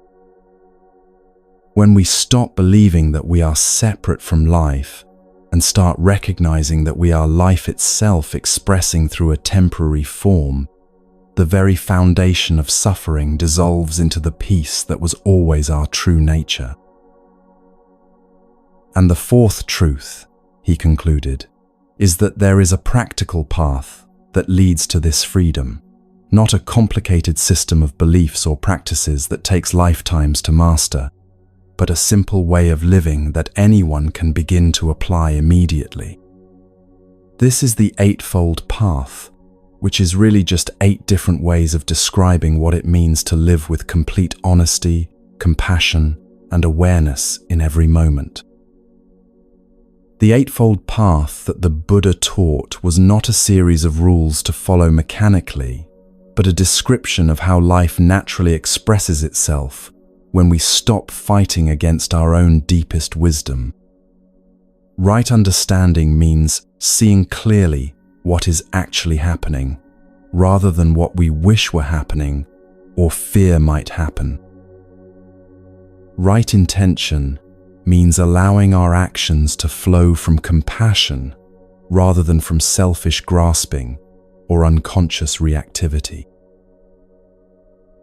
Right speech means speaking truthfully and kindly, using words that heal rather than harm. Right action means behaving in ways that honor the interconnectedness of all life, rather than trying to gain advantage at others' expense. Right livelihood means finding ways to support ourselves that do not cause unnecessary suffering to other beings. Right effort means applying just enough energy to maintain awareness without forcing or straining. Right mindfulness means paying attention to what is actually happening in this moment, rather than being lost in thoughts about the past or future. And right concentration means developing the stability of mind that allows us to see through the illusions that create suffering to the peace that is always available underneath. As the Buddha shared these teachings with his first students, something beautiful began to happen that would be repeated countless times throughout his 45 years of teaching. One by one, these 5 sincere seekers began to recognize the truth of what he was pointing toward, not as a philosophy to believe in, but as a direct perception of their own nature that had always been present but had been overlooked.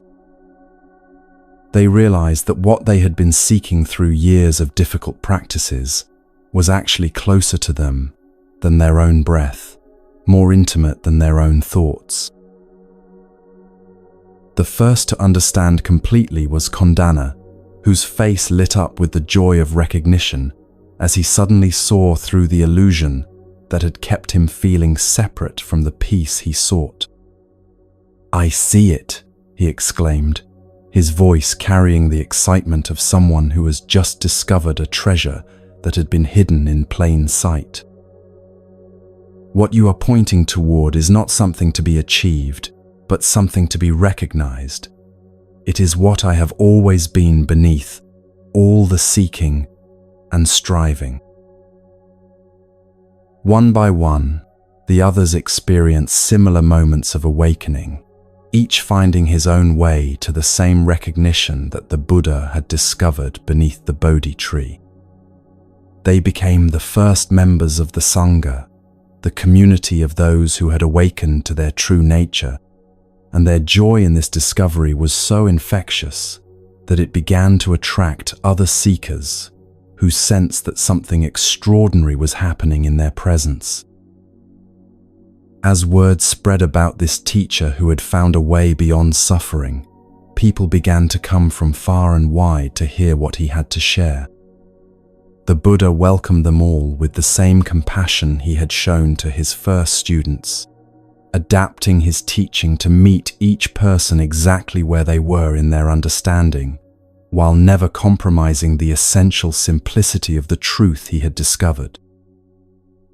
To some, he offered detailed instructions for meditation and mindfulness practice. To others, he spoke simply about the importance of treating all beings with kindness and living with integrity in their daily activities. He taught farmers how to find peace in the rhythms of planting and harvesting, merchants how to conduct business with honesty and compassion, parents how to raise children with wisdom and patience, and rulers how to govern with justice and humility. But whether he was speaking to kings or beggars, scholars or simple villagers, his message was always fundamentally the same. You already have everything you need for peace, and the only thing standing between you and the happiness you seek is the belief that you are separate from it. The Buddha's daily life became a living demonstration of the teachings he shared with others. He moved through the world with a presence that was both completely peaceful and fully engaged, showing by his example that awakening does not mean withdrawal from life, but rather complete participation in life, without the suffering that comes from resistance and attachment. This moment, right now, is your teacher, he would often remind his students, and his own way of being illustrated perfectly what it means to learn from each experience that arises without being overwhelmed by it. For 45 years, until his physical form could no longer sustain the energy of teaching, the Buddha wandered throughout India sharing this simple but profound message with all who were ready to hear it. He established no permanent institutions, wrote no books, and claimed no special authority beyond the authority of truth itself. Instead, he simply pointed consistently and patiently toward the freedom that is every being's birthright, trusting that those who were ready would recognize what he was indicating and find their own way to the same liberation he had discovered.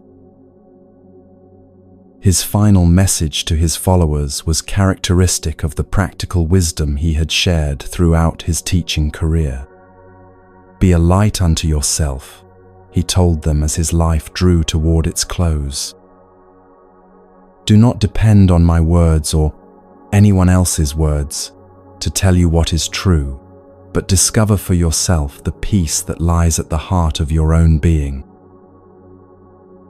The Buddha's awakening is your awakening, for there has never been any difference between the consciousness that awakened in me and the consciousness that is looking through your eyes right now. And so the great wheel of teaching that began beneath the Bodhi tree continues to turn, carried forward, not by institutions or traditions, but by each person who discovers for themselves that the peace they seek is not something to be found, but something to be recognized as what they have always been. The story of the Buddha is not ancient history, but a description of the possibility that exists in every moment for every being who is willing to stop fighting reality long enough to discover the freedom that has always been waiting, patiently beneath the surface of seeking. Tonight, as you rest in the peace that this ancient story has awakened in your own heart, know that you too carry within yourself the same Buddha nature that manifested so completely in the Prince, who gave up everything to find what you already are. Let yourself sink into the recognition that this moment, exactly as it is, contains everything you have ever been looking for. Rest in the understanding that the journey to enlightenment is simply the journey home to yourself, and you are already here. May this story find you in whatever way serves your highest good, and may you discover for yourself the deathless peace that no external circumstance can disturb, and no passage of time can diminish.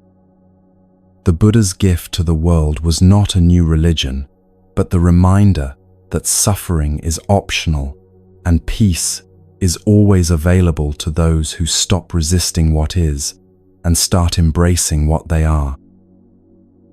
Sweet dreams, dear friends, and may you awaken to the truth that sets all beings free.